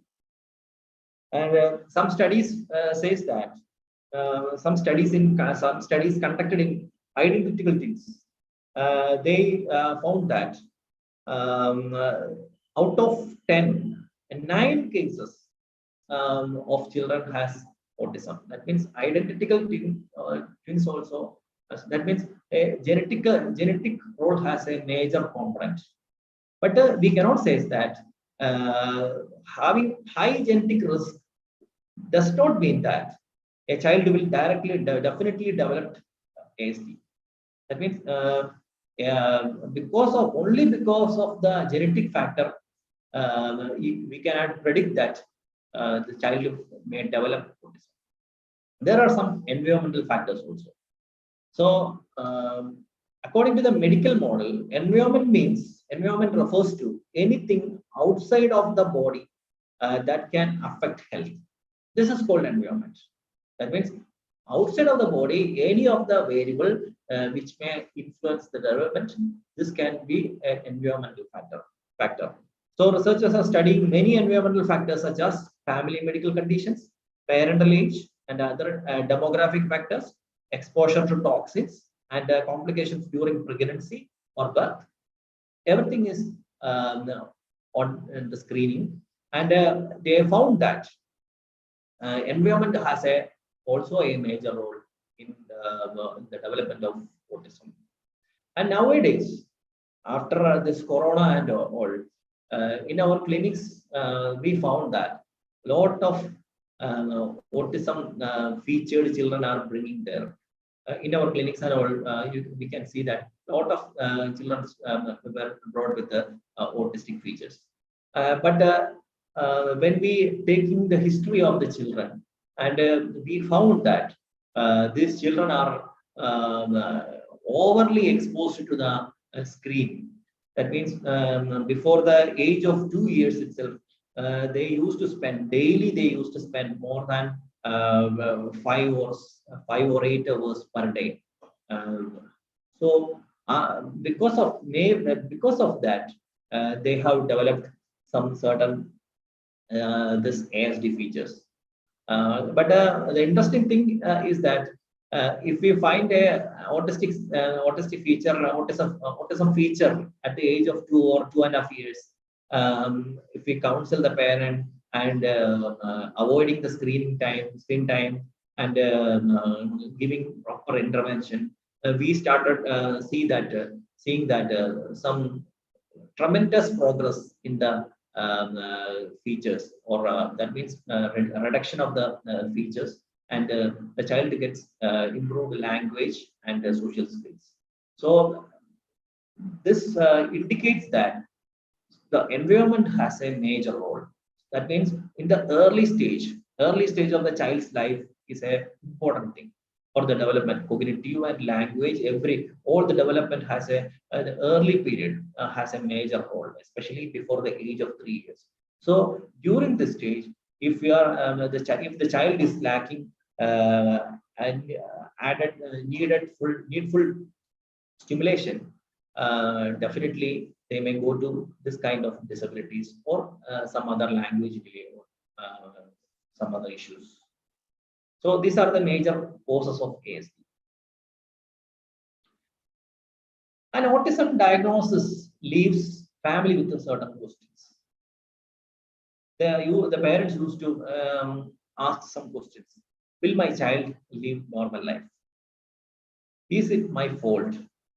How will we tell friends or relatives? What does the future hold? What do we do now? Usually, I used to face these questions, because when we used to communicate the diagnosis with the parents, the parents they have hope. They feel that still I can manage. Recently, I had an experience. A 6-year-old child was brought by his father, and his mother is in abroad, working in abroad. And actually, this family is in abroad. And what happens is they came to our clinic, and from there we found that the child is having mild to moderate autism. And I conveyed this diagnosis to his child's father, and he thinks that this is a simple illness or disease, and he thinks that this can be rectified, or this can be treatable. Then, because he's taking it as very silly manner, so then I found that I noticed that he didn't understand the severity of the problem. So then later I explained everything to the parent, and I conveyed that this is in your hand. So based on your approach, only we can do something. So you have to give more effort, like that. Then only he started understanding the seriousness of the problem. So like this, most of the parents, when we convey this message to the parents, they may take it as a simple manner. So they think that our child can go to the normal life. So we have to educate the parent very in detail about the autism and all. So effective communication can lead to parents feeling supported and empowered to address their child's need. The communicating properly to the parents is very important, because for the child's future intervention and future child's development is based on their parents' initiatives. So we have to communicate properly to the parent. So now I am moving on to the main topic, is parental counseling and guidance. I already mentioned that counseling has a major role, or educating parent has a major role in the disability and rehabilitation. So counseling plays a vital role in disability rehabilitation. Parents needs professional help to resolve issues and concern pertaining to the condition. Counseling session is conducted for parents, keeping in mind the ethical issues. Quality time is spent to unearth the repressed feelings of pain and loss. But this sentence is mainly focused on the children, those who are already diagnosed, and those who are the parents already knew this child's condition. In this case, yeah, they have some repressed feelings and everything. So we have to rule it out, and we have to spend with the parent. But in the case of initial counseling session, that means when you are conveying the message to the parent, we need to educate in detail about the autism. This session, that means this counseling session, help the parent to accept the reality and to learn to live with the challenges. This is the one in the important point. That means if they accept the child's problem, then only they can train the child properly. So even in the special education area also, making the parents to accept the child's problem, they won't do anything. So we have to spend time with the parents for educating the child's condition and the child's progress and everything. So this counseling session help the parents to understand more about the child. These are the common skills required for counseling. Now I am focusing only on to the counseling. The basic skills. The first and the most important thing is attending. Suppose if a person is talking to you, if you are you are not showing any eye contact, or you are not attending to the person, what he feels? He gets bored or he gets distracted. He understood that you are not interested. So like this, in counseling also, attending is an important thing. That means we have to maintain an eye contact properly. That means it does not mean that we are not going to stare the person or to stare the parent. We are maintaining eye contact. Okay. Then another thing is face the client squarely. That means counseling researchers says that the most comfortable position of the client is side by side sitting. That is called a square position. That means the basic the thing is that if the person is sitting in the opposite of the clinician, the direct eye contact may hinder to flow his feeling properly. So the researcher says that if the client is allowed to sit in the side place, so he can his eye contact may be to the wall or somewhere else, so that he can communicate freely to the clinician. But don't forget that we have to maintain an eye contact with the clinician. Not clinician. We have to maintain eye contact with the client. Then another thing is that we should adopt an open posture. That means we should not sit in a closed manner. That means holding our hand in a closed posture, or sitting in a restless manner like that. We should not sit in a tensed or erected posture. We have to, as a counselor, we have to sit in an open posture, be comfortable. Then only the client will be comfortable. Because if we are in a erected posture or a tensed posture, the client may feel that you may be busy, and the client may be reluctant to open his problems openly. Then second point is listening. Listening is also another important thing. A good counselor, a good quality of a counselor is a good listening capacity. If you are in a irritable person or a restless person, you cannot be a good listener. So, in my opinion, you have to be a good listener. You have to sit quietly and listen properly, and we have to communicate that, we have to feel that impression that we are hearing the client properly. For that, we need to use some nodding method. That means nod with our head, or sometimes we used to say like that, make some sounds, or the minimal encouragements. These kinds of can be done for a good listening skills. Then next one is influencing. Influence, basically in our culture, a feeling that a counseling means giving advice. A person came to us and giving some advice. Our advice is giving to the person. It is not like that. Actually, counseling is not giving advice.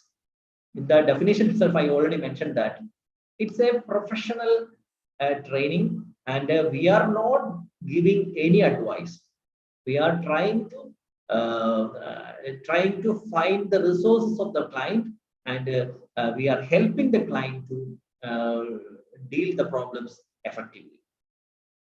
We are not giving any advice. So that the influencing means we can give suggestions, but not advice. And another thing, we should have a good communication skill. Hope you know that we have mainly 3 types of communication styles are there. That is passive communication, and aggressive communication, and assertive communication. This passive communication means we don't express anything, feeling that if I express something, he may be hurt, he may feel, so that we don't express our attitude. But in counseling, this is not a good skill. Passiveness is not a good thing. So passive communication is not encouraged. Then second type of communication is aggressive communication. This aggressive communication style can be hostile, threatening, and comes from place of wanting win at all costs. That means we want to win upon him. Not like that. Counseling is not like that. So aggressive communication is not also recommendable in counseling. So then what we can recommend, that is called assertive communication. Assertive communication is the most effective communication. In this communication, the person using a style with a confidence in their conviction, but makes sure that they do not belittle or steamroll other in the conversation. That means we are standing in a particular position. We will comment our own opinion. We don't recommend others' opinion. That means we don't reference anybody else. We opine our opinion. Okay. Assertiveness, the hallmark of assertiveness is I statements.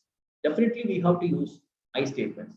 Don't use the other person told that you have this problem. Don't use this kind of things.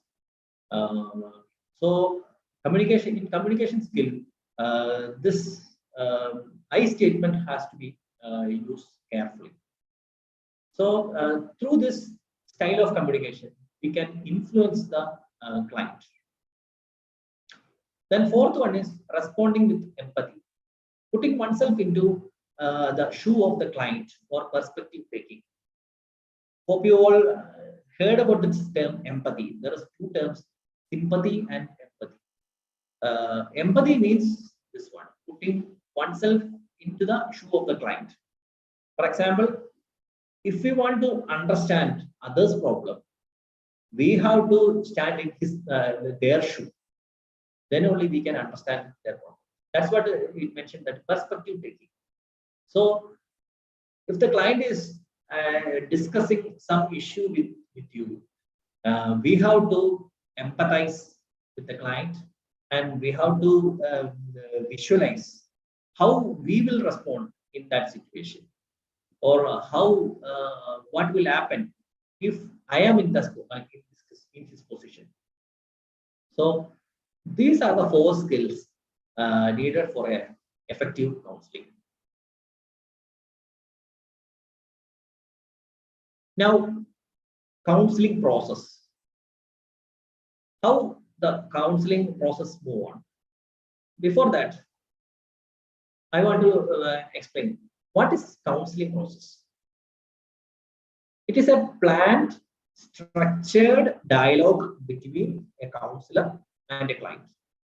This is called a counseling process. It is a planned, structured dialogue between a counselor and a client. That means it is a cooperative process in which a trained professional helps a person called the client to identify sources of difficulties or concerns that he or she is experiencing. That means we have to find out the problems first. We have to find out the problems. We have to find out the sources of the problem. We have to find out the resources of the resources, how to deal with these issues. Actually, these 3 things are to be find out in this counseling process. Counseling process has certain stages. The first stage is informing the diagnosis of the child. How he will communicate to a parent if their child has autism.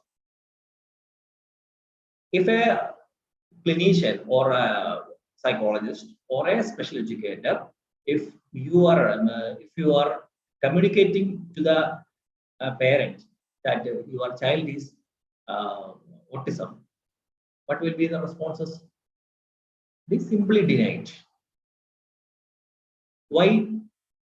The reason is that we are discussing this information to the parent without any basis.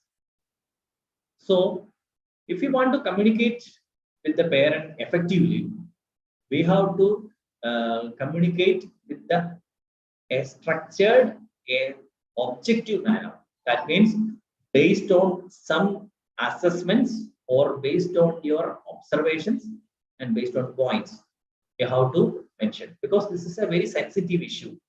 Because we are telling that the parent that your child is having a disability, but so that it's a very sensitive issue, so that we have to communicate this thing in a evidence based or empirical based.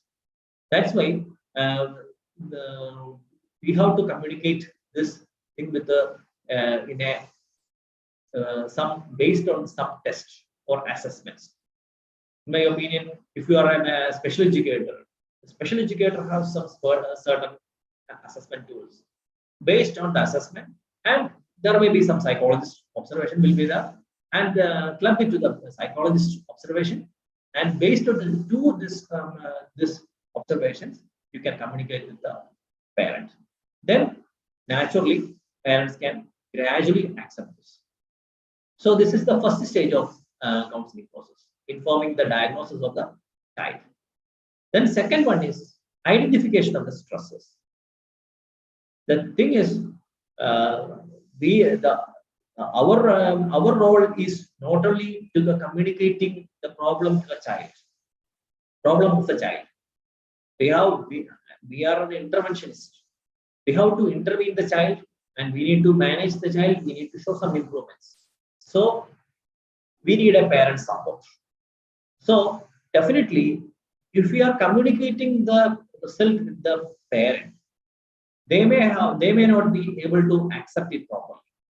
So we have to find out whether any stresses are prevalent.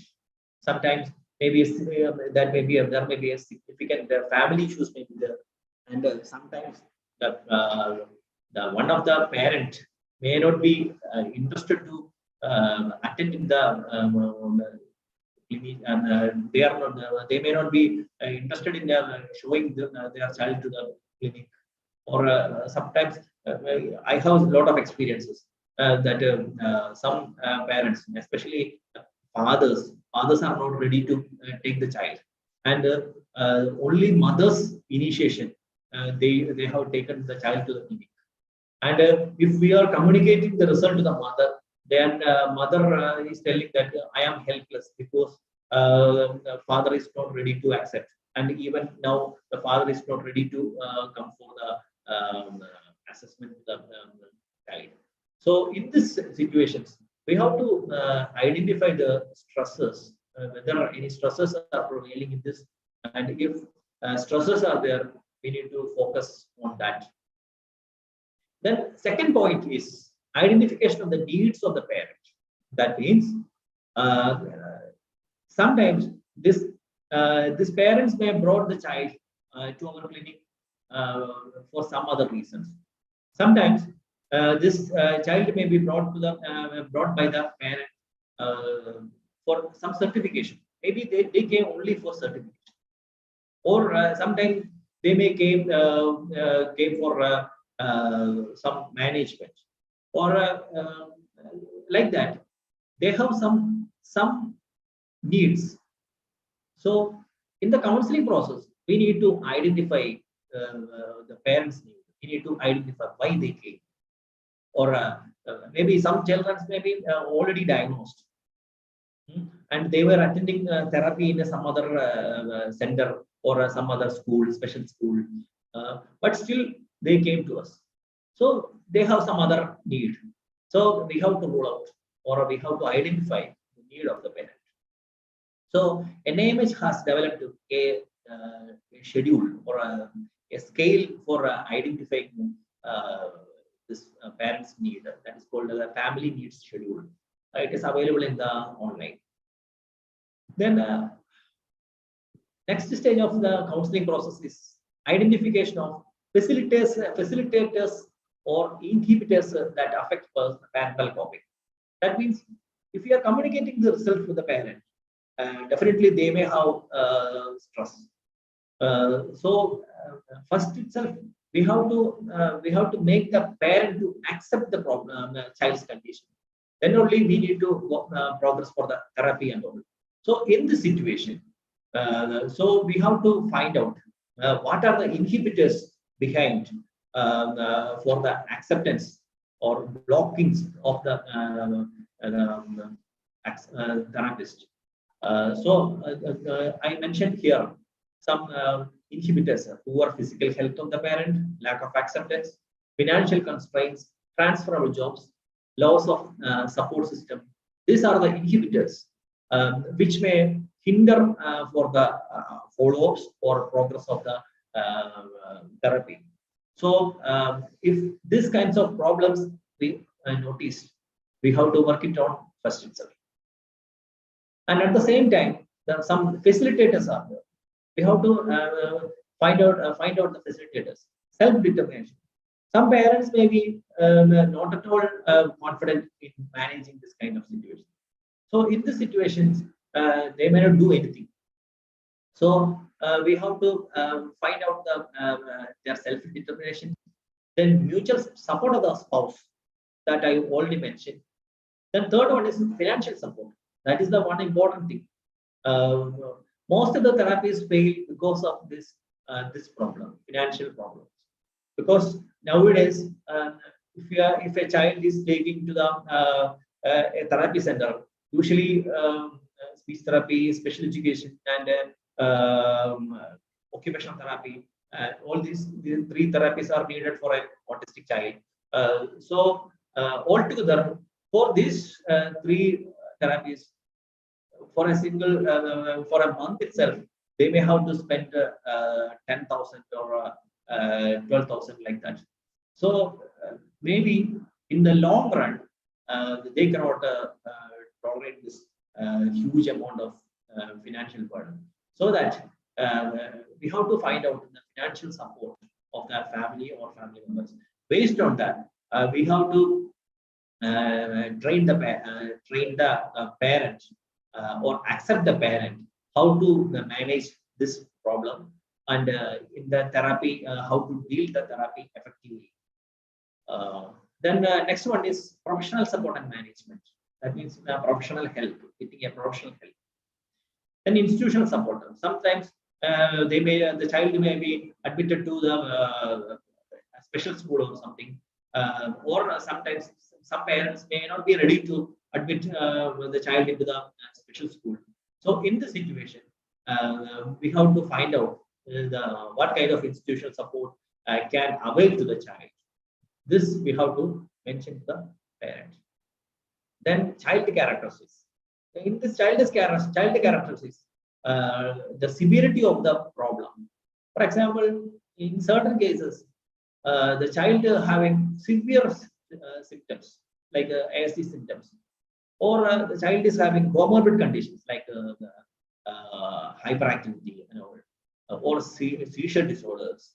All these things can be considered, because based on this thing only we can plan our therapy.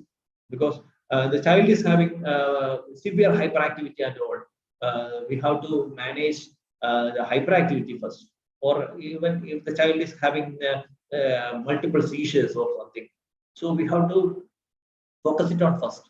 So based on the child's characteristics, we have to prioritize whether in what area we need to focus first. Then accessibility of the service, that I already mentioned, the institutional support and all. So these are the facilitators and inhibitors we have to find out for the parental coping. Then another process in counseling is assessment of the impact of the disability. How much impact has on the family because of the child's disability? We have to rule out. Parents are assessed for the emotional reaction, extra demand in your financial constraint, social restrictions, strained relationships, psychosomatic problems, and the positive effects by using this scale, family impact scale. This is also developed by NIMH Secunderabad. So that this scale also available in the internet. You can see that. Based on this scale, you can assess the impact of the disability. Then another counseling process is identification of the support system and resources. We have to find out the support system. What about the parents or family members support, especially grandparents support, other NGOs, neighbors support, community support, and all these things. Then only the parents can get rid of the stress properly. The next one is identification of the adaptation stage of the parents. Definitely, like a loss or grief reaction in a parent's life, knowing that our child is becoming disabled or our child is become a autistic, it is a severe psychological distress for the family. So definitely the family members has to go through certain stages of the this condition. So usually this overcoming this stages, it may take days, sometimes it may take months, even sometimes some parents may take years to get overcome this problem. So it's a grieving reaction. So we have to give a more support to the parent. Sometimes because of this thing only, some parents go to the depression stage and all. I know a mother who has an autistic child. She was always behind the child. She was taking the child to the multiple centers. At the same time, 2 centers is attending the 2 therapies. And then she's spending all the time with the child.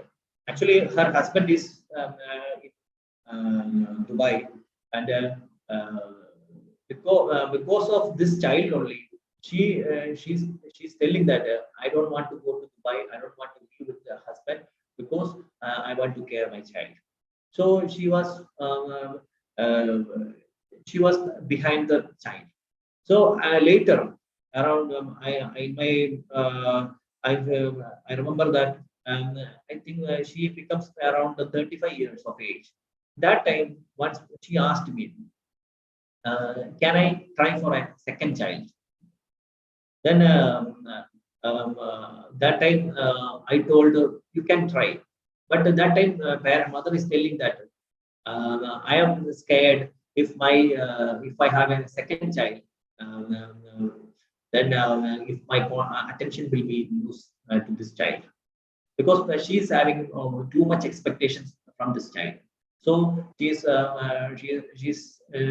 leaving her husband also. She's ready to leave her husband also. So that means she's still in this grieving stages. She didn't still come over from the stage and came to the adaptation stage. So during the counseling stage, we need to counsel the parent or counsel the mother to overcome this fixation stage, this grieving stages, and make her to adapt to this situation. Then only helpful. Then only it will be helpful for the child and the family also. These are the model of adaptation to loss. Actually, there are 7 stages are there. These 7 stages, in the last stage, that is the adaptation. That means coming to the terms that it is this is the problem. Only this much improvement can be done to the child. This is the that is the adaptation stage. So reaching the adaptation stage is a positive sign. That's what I mentioned. Reaching adaptation stage, it is that will be helpful with the clinician. That means a counselor can help the parent to accept the child's condition and make them to adapt easily. So these are the 7 stages. I will explain all these stages. The first one is a shock. Shock is an immediate psychological reaction presented soon after confirmation of diagnosis. Parents experience confusion and numbness. Initially, when we are communicating the result to the parent, definitely they are not ready to accept it. They get numbness. They are confused. What we can do? Like that, they may be shocked. Gradually, they will go to the second phase. That means denial stage. After a period of time, parents reach the next level of feeling of rejection, disbelief, and protest of the fact of diagnosis. That means if we are being a psychologist, if I communicated to the parent that your child is having this autism and we need to manage like this, but what happens is they will go from our clinic, and then the next day they will go to the other clinician. They need a positive result. That means they need a result that their child does not have autism. So that means they are still in the second phase. That means denial stage. They need a positive response from the clinician. That's what I mentioned. After a period of time, parents reach the next level of feeling of rejection, disbelief, and protest of the fact of diagnosis. Okay. Usually, in this stage, they used to blame the clinician to the next clinician that he didn't see the child properly, like that. So this kind of blaming will be there, but that is not our problem. That is the parents' acceptance issues. It will take time. So in this situation, we don't get irritated because of that. That in this situation, that's what I'm telling. Empathize. We should empathize why they behave like that. So this will be the second one denial stage. Then third one is anger. This level of feeling is characterized by outward reactions of parents, which is displayed through guilt feeling and blaming others. They used to blame others. That means this problem is because of my wife is not taking care of the child in the early period, or sometimes because of the TV only, TV exposure only, or my grandparents, my parents used to pamper the child very much. Because of only that, my child become like this. Like this, they simply blame others. This is the third phase of the anger. Then fourth phase is sadness. This stage is marked by low mood with diminished activity. Parents present grief and despair during this stage. They may be depressed. Their mind is confused whether I want to accept the problem or deny the problem. Like this, they are in a confused stage, and at the same time they may be depressed. That is the sadness stage. Then fifth stage is detachment. Parents preoccupied to the next level of feeling on continuum, which is marked by disconnecting themselves from others. Parents are not ready to accept the problem, and they don't want to show their child to others. That means they are not ready to take their child to the public situation or social gatherings, and they will come to in their room, and they don't interact with anybody else. So this is the detachment stage. Parents often talk about emptiness in their lives and perceive life as meaningless. They used to express hopelessness, meaninglessness, because my child become disabled. This kind of detachment will be present in the fifth stage. Then sixth stage will be reorganization. A further move on the continuum, parents indicate a pragmatic outlook towards the adaptation. That means they will gradually, they used to take a practical approach to the problem, because after some time, they can be later, they usually accept that the child's problem is a permanent problem. So this will help to the finding a practical approach to deal the problem of the child. This is the a ray of hope is seen, and they come to understand the reality. They gradually started showing some reality that child is become disabled. So this is the sixth stage, reorganization, and the last stage is adaptation. Finally, parents get adapted to the condition of their child, and they reconcile and accept the challenges of bringing up their child with the development or intellectual disability.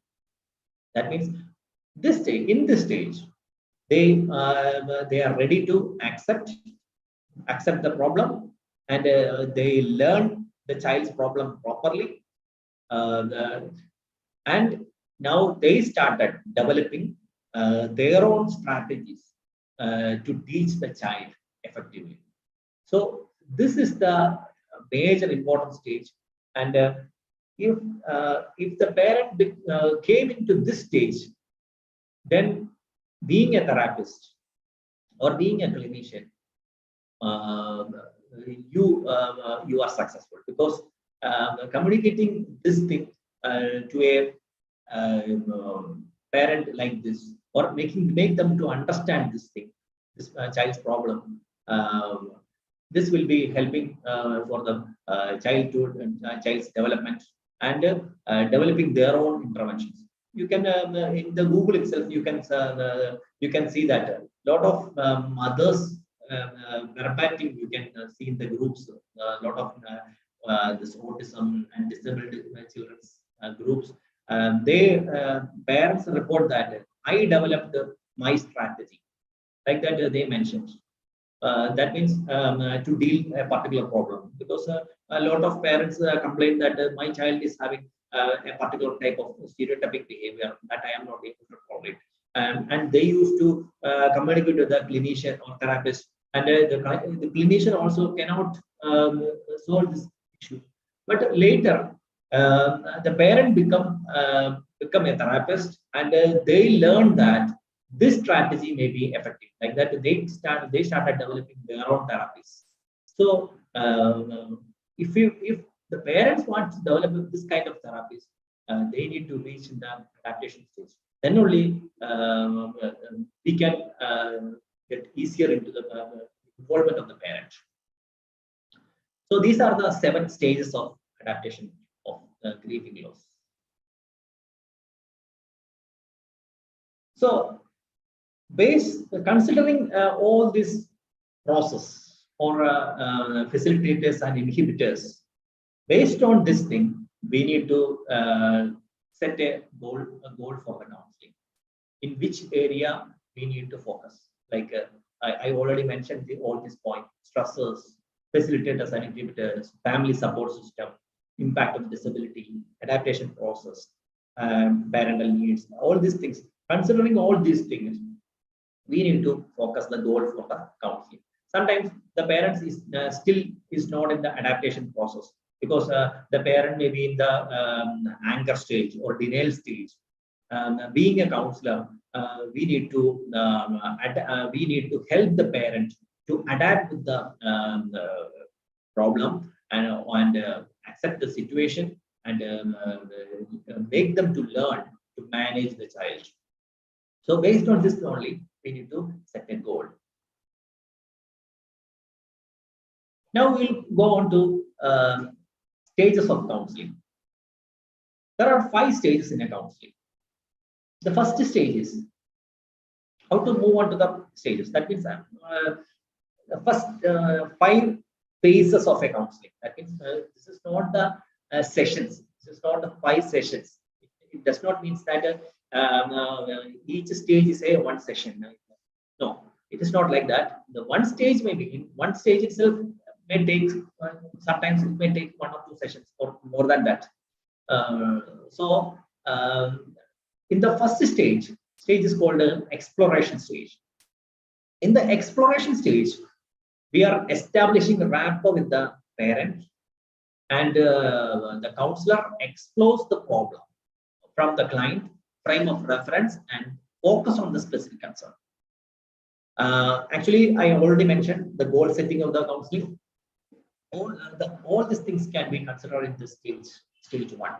That means we are exploring the problem, we are prioritizing the problem, and based on the priority, we need to focus which area of problem, which area of concern has to be focused first. This has to be done with in the stage 1. So the skill needed for a counselor at this stage are attention skill, listening skill, paraphrasing. What is paraphrasing? Paraphrasing is a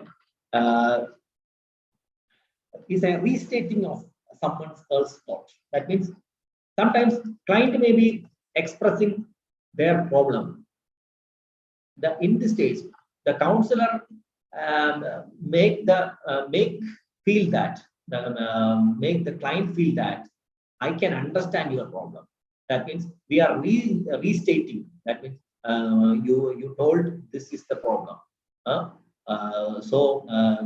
This is the situation. You cannot understand this situation. Like this, we are paraphrasing and restating that your thought is this. I can understand this your thought. I can understand your feelings. Like this, this paraphrasing skill can be very effective for a good rapport establishment and effective counseling. So this is the first stage of counseling, exploration. Then second stage, and this in this stage 1 itself may take, sometimes it may take 1 or 2 sessions, maybe more than that, based on the parents or the client's condition. It may take. Sometimes the client may be very open and very open to free to open their feelings very freely in the situation. Sometimes even in the first session itself, you can plan the future therapies.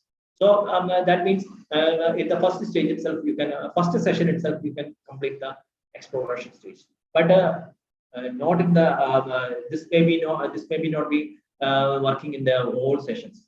Sometimes it may be in certain situations. Some clients may be not easy to approachable, or that means getting a rapport is very difficult, and they are not ready to accept. Usually, the fathers of the children may be difficult to accept the child's problem.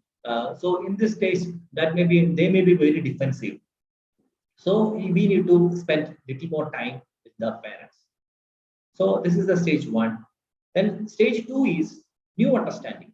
That means the client is helped to see himself or herself and his situation in a new perspective. That means in the previous stage, we were discussed the client's problem, and the client is believing that I have this problem, and the client is viewing the problem in a particular point of view.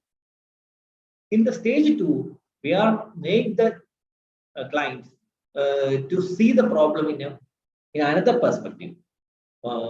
This will help. Subsequently, focus on what he might do to cope more effectively. Help to see when strength and the resources might use.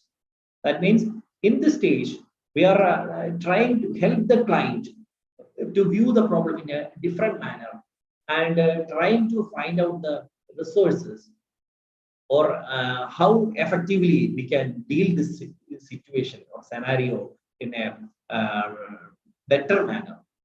This we can give. That means we are giving an insight to the client. So this will help for the changing a state, that means adaptation stage.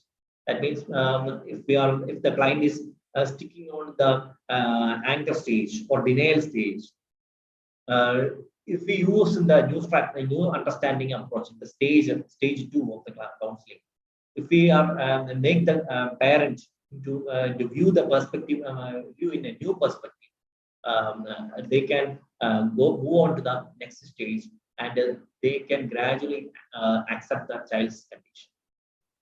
So this the skill needed for counseling for a counselor at this stage are responding with the empathy, recognizing themes and inconsistencies.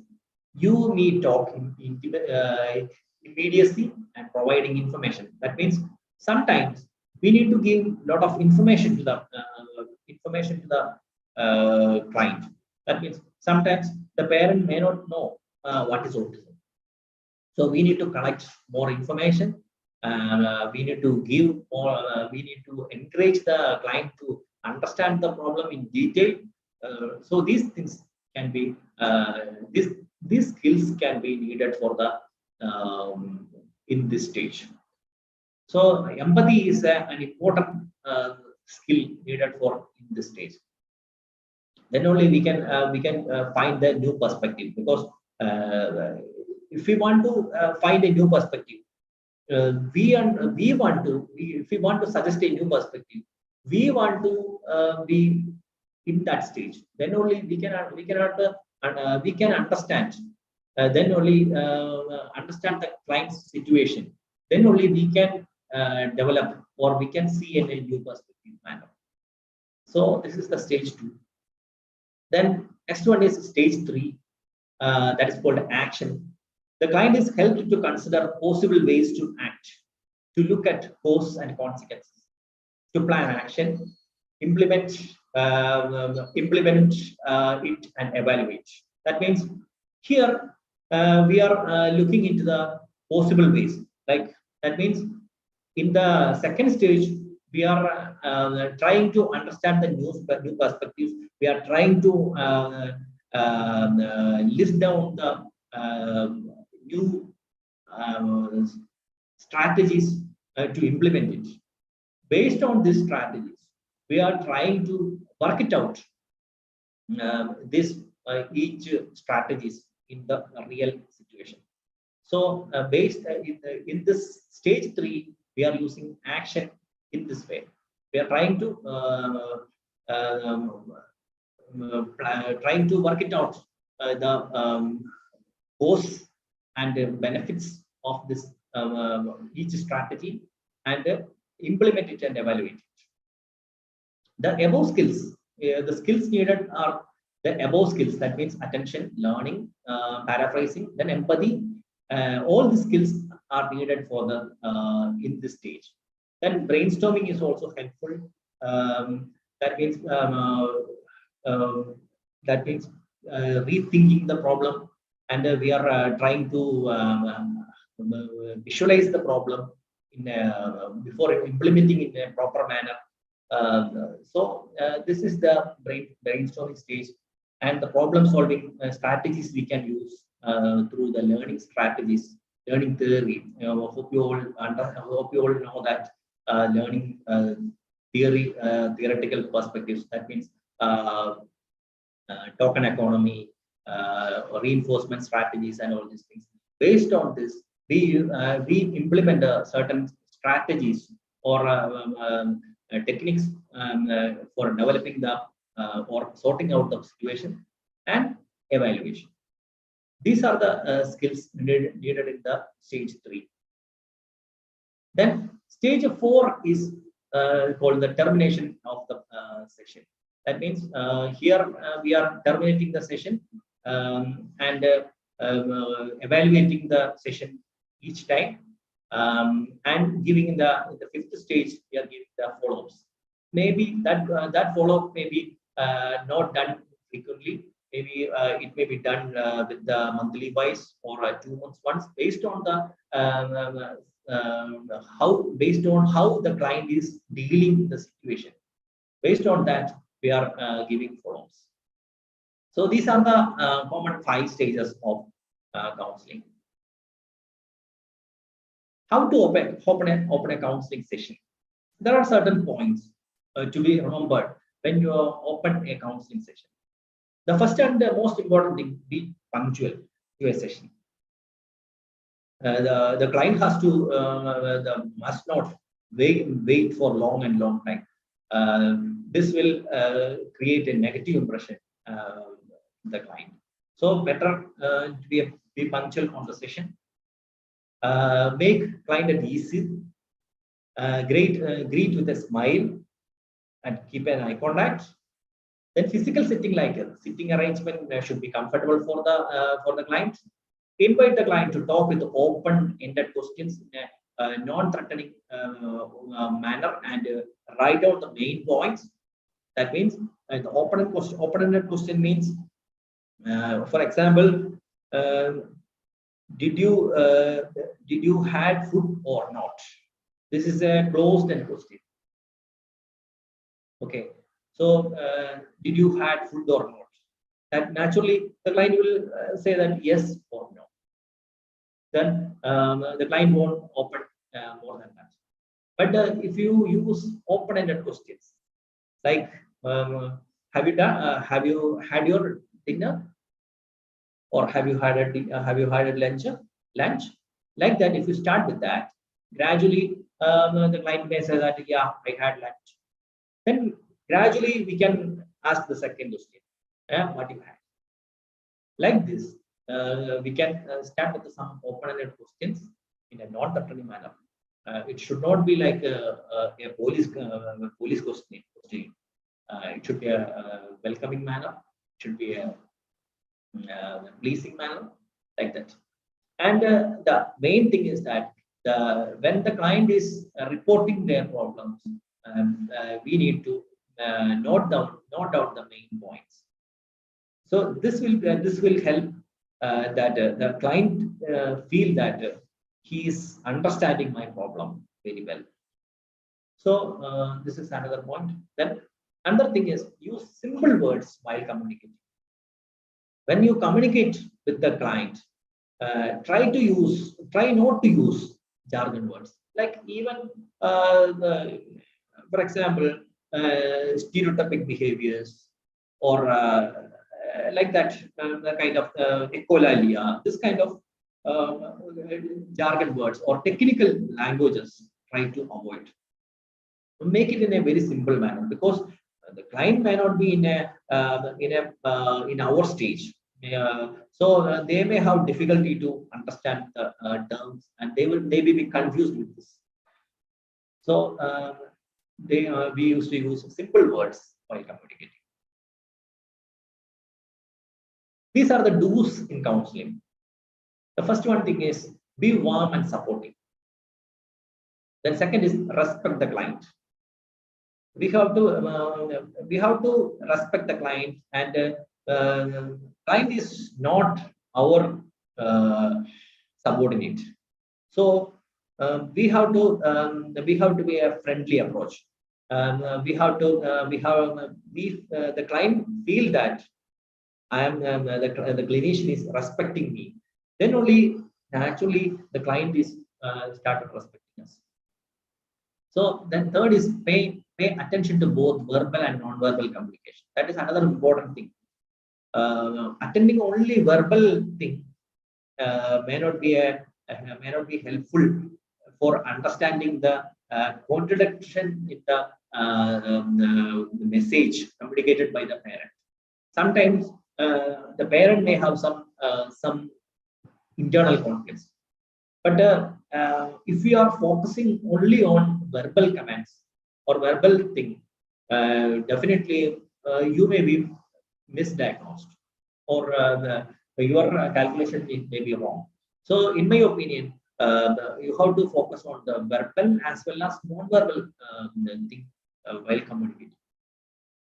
Then ask for clarification.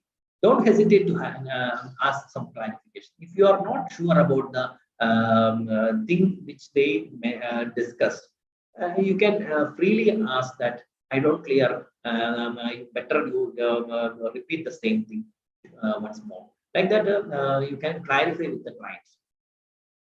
Reflect what you hear. That is thing. That means sometimes the client may be expressing some severe emotional problems.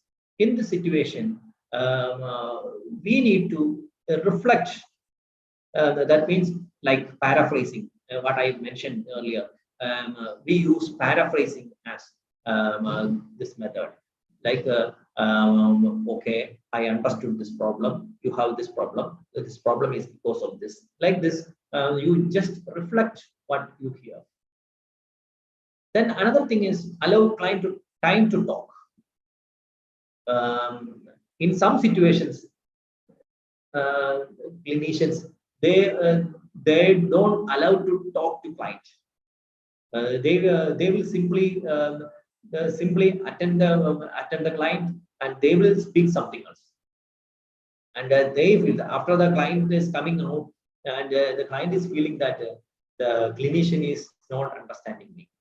So it should not come. Allow the main person who want to speak in the session is the client. So allow him to, or encourage him to talk free. The next one is be silent when silence is needed. Sometimes the client may be getting emotionally burst out, and sometimes they may show heightened emotions. In this stage, we should not express our attitude, or don't try to console the patient immediately.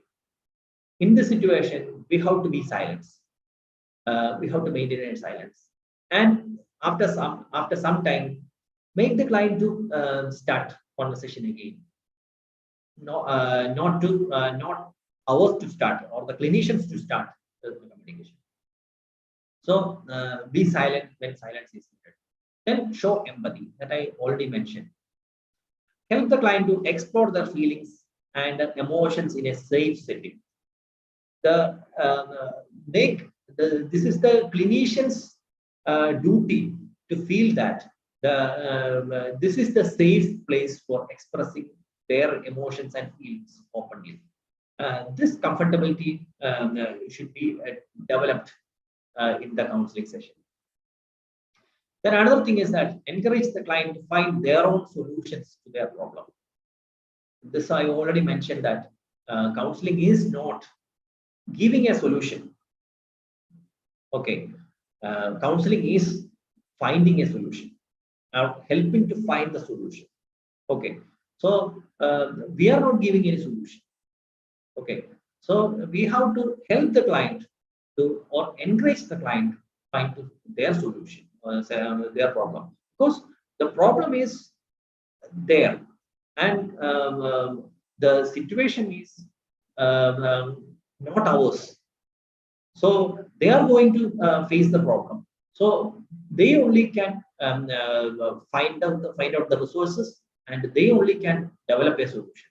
So we are reminding, or we are helping to find the resources in this counseling session. When counselor feels that the client's problem are beyond his or her discipline and is difficult for him or her to manage, he or she should refer the client to appropriate professional. This is another important thing. Sometimes the client may be telling that I am not able to get sleep, or sometimes the client is expressing that I am getting irritated and I am showing anger burst out, and I am not able to manage even the techniques you mentioned to me. In this situation, you feel that you are helpless and you are not able to do anything in this situation. So in this situation, in my opinion, better you get a professional help, or you have to find out the professional, appropriate professional for this dealing this situation. Sometimes the client may need some medications, or sometimes they may need some more effective or trained personnel to deal this situation. In this situations, we need to get help from the appropriate professional. So these are the do's in counseling. What are the don'ts in counseling? Do not argue with the client. That is another important one important thing. Do not argue with the client. Do not interrupt the client when he is expressing something unless it is essential. Sometimes the client is expressing emotion or expressing some situations, some feelings. In this situation, don't interrupt the client while talking it. Or other sometimes if it is necessary, sometimes the client is moving on to some other irrelevant matter. In this situation, you can interrupt, but otherwise, the client is communicating a serious matter. In this situation, better not to interrupt. Do not give unnecessary psychological insights into the client's problem. That means, for example, do not mention that you have some kind of personality issues, or you have some depression issues, like that. Try not to discuss this kinds of psychological things, or psychological diagnostic problem, and this will get into confusion for the client. Then another thing is, do not give a ready-made solution to the client. That is another important thing. Do not burden the client by describing too many of your own similar experiences. You can give some, you can discuss some of your experiences, but not too many. You can give some 1 or 2 examples, but if you are giving too much of your experiences, this will not help the client. Do not impose your own moral values on the client. That is another important thing. Like everyone says that all individuals are unique. So they have their own moral perspectives. They have their own moral values. So we should not enforce our moral value to the client. We can give a suggestion, or if we feel that the client's moral value is too much bad, or something like that. We can give some suggestion, but we should not impose our moral value to the client. Do not ask inappropriate questions. Do not talk all the time. Then another thing is, Do not be critical. Do not be critical to the client's beliefs and values that I already mentioned here. This moral value and all. So we should not be critical to the client. How to close a counseling session?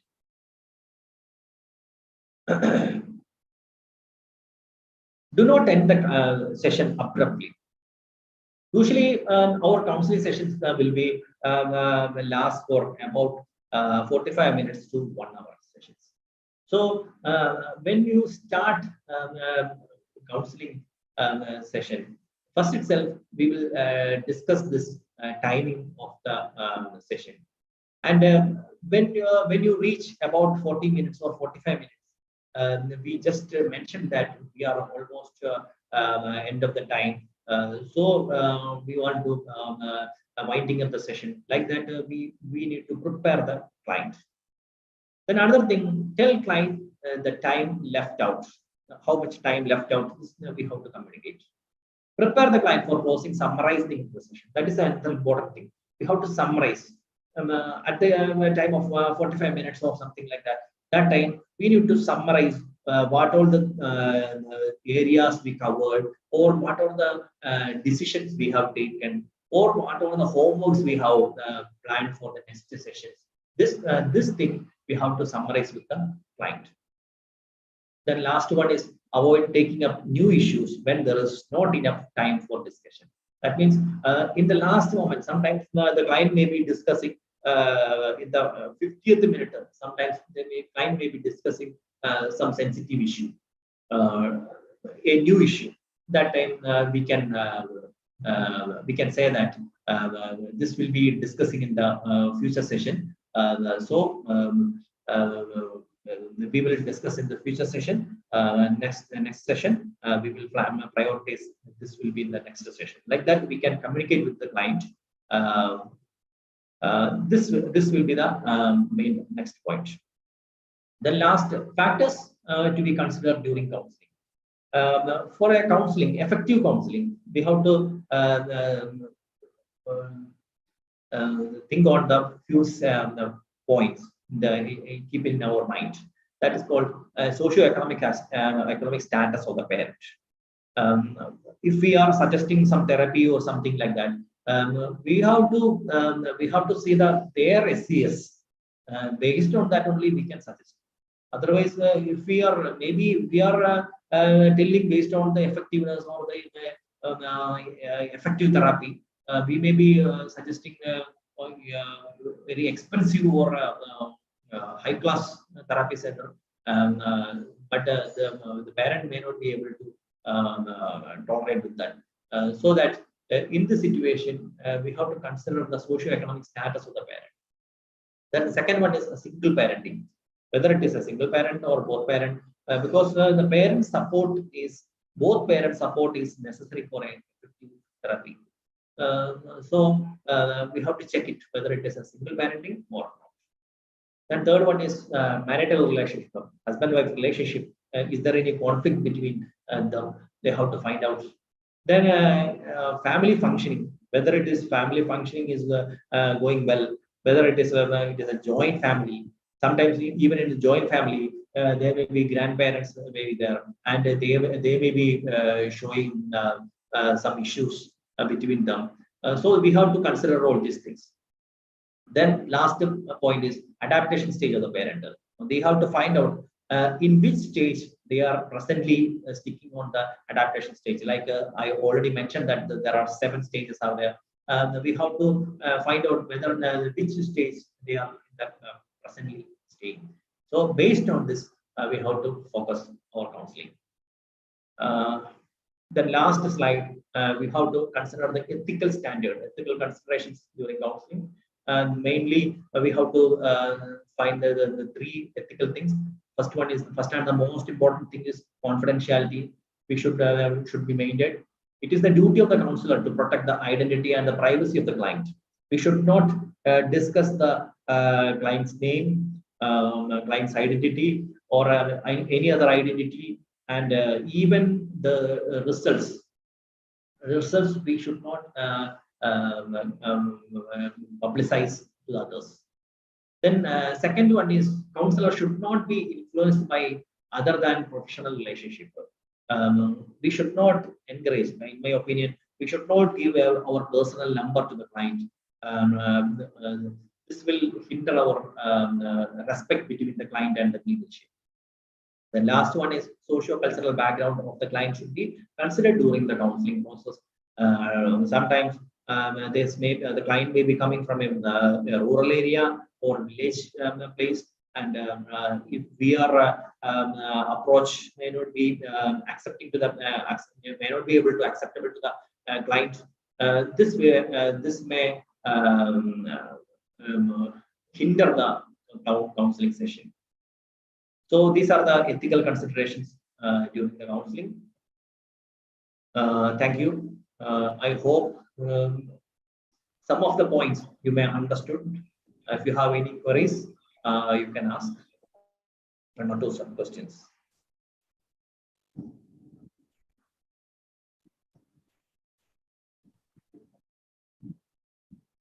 Thank you, sir.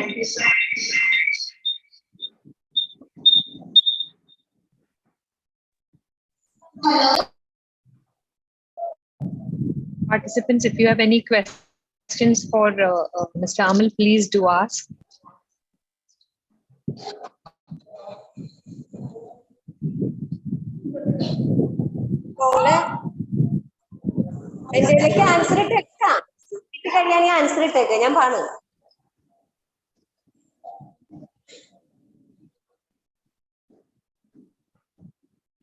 Any participants with any questions?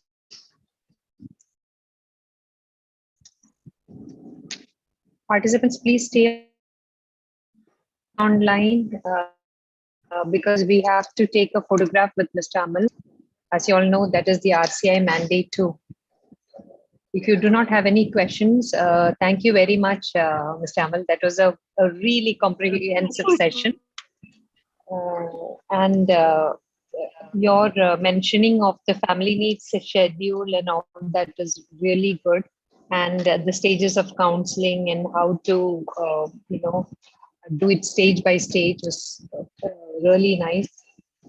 And you gave us a really in-depth knowledge starting from, the characteristics of ASD, how to counsel the parents, which was really very nice. And on behalf of Sneha Sadan College of Special Education, I thank you from the bottom of our hearts. And participants, if you all come on the video, and if you have no questions, we can take a quick photograph with Mr. Amal.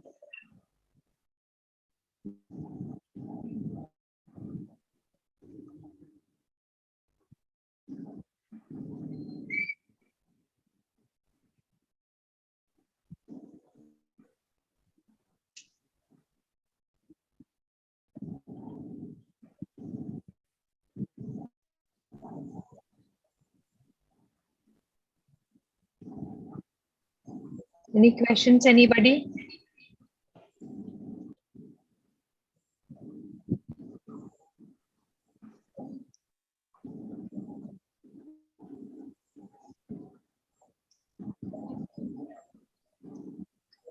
Okay, all the participants, please switch on your video.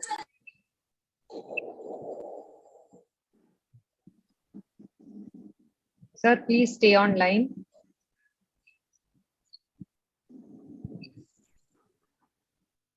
Okay, we have a couple more to switch on the video. I'm waiting for all of you all to come before we really start smiling for that last picture of today. Okay, everybody smile.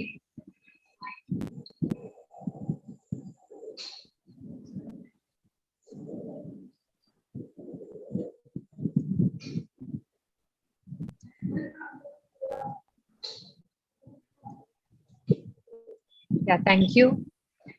And once again, thanks to Mr. Amal, the clinical psychologist from Kottayam. Thank you so much for the comprehensive session. And we hope to see you again for our programs. Thank you and have a good evening, everyone.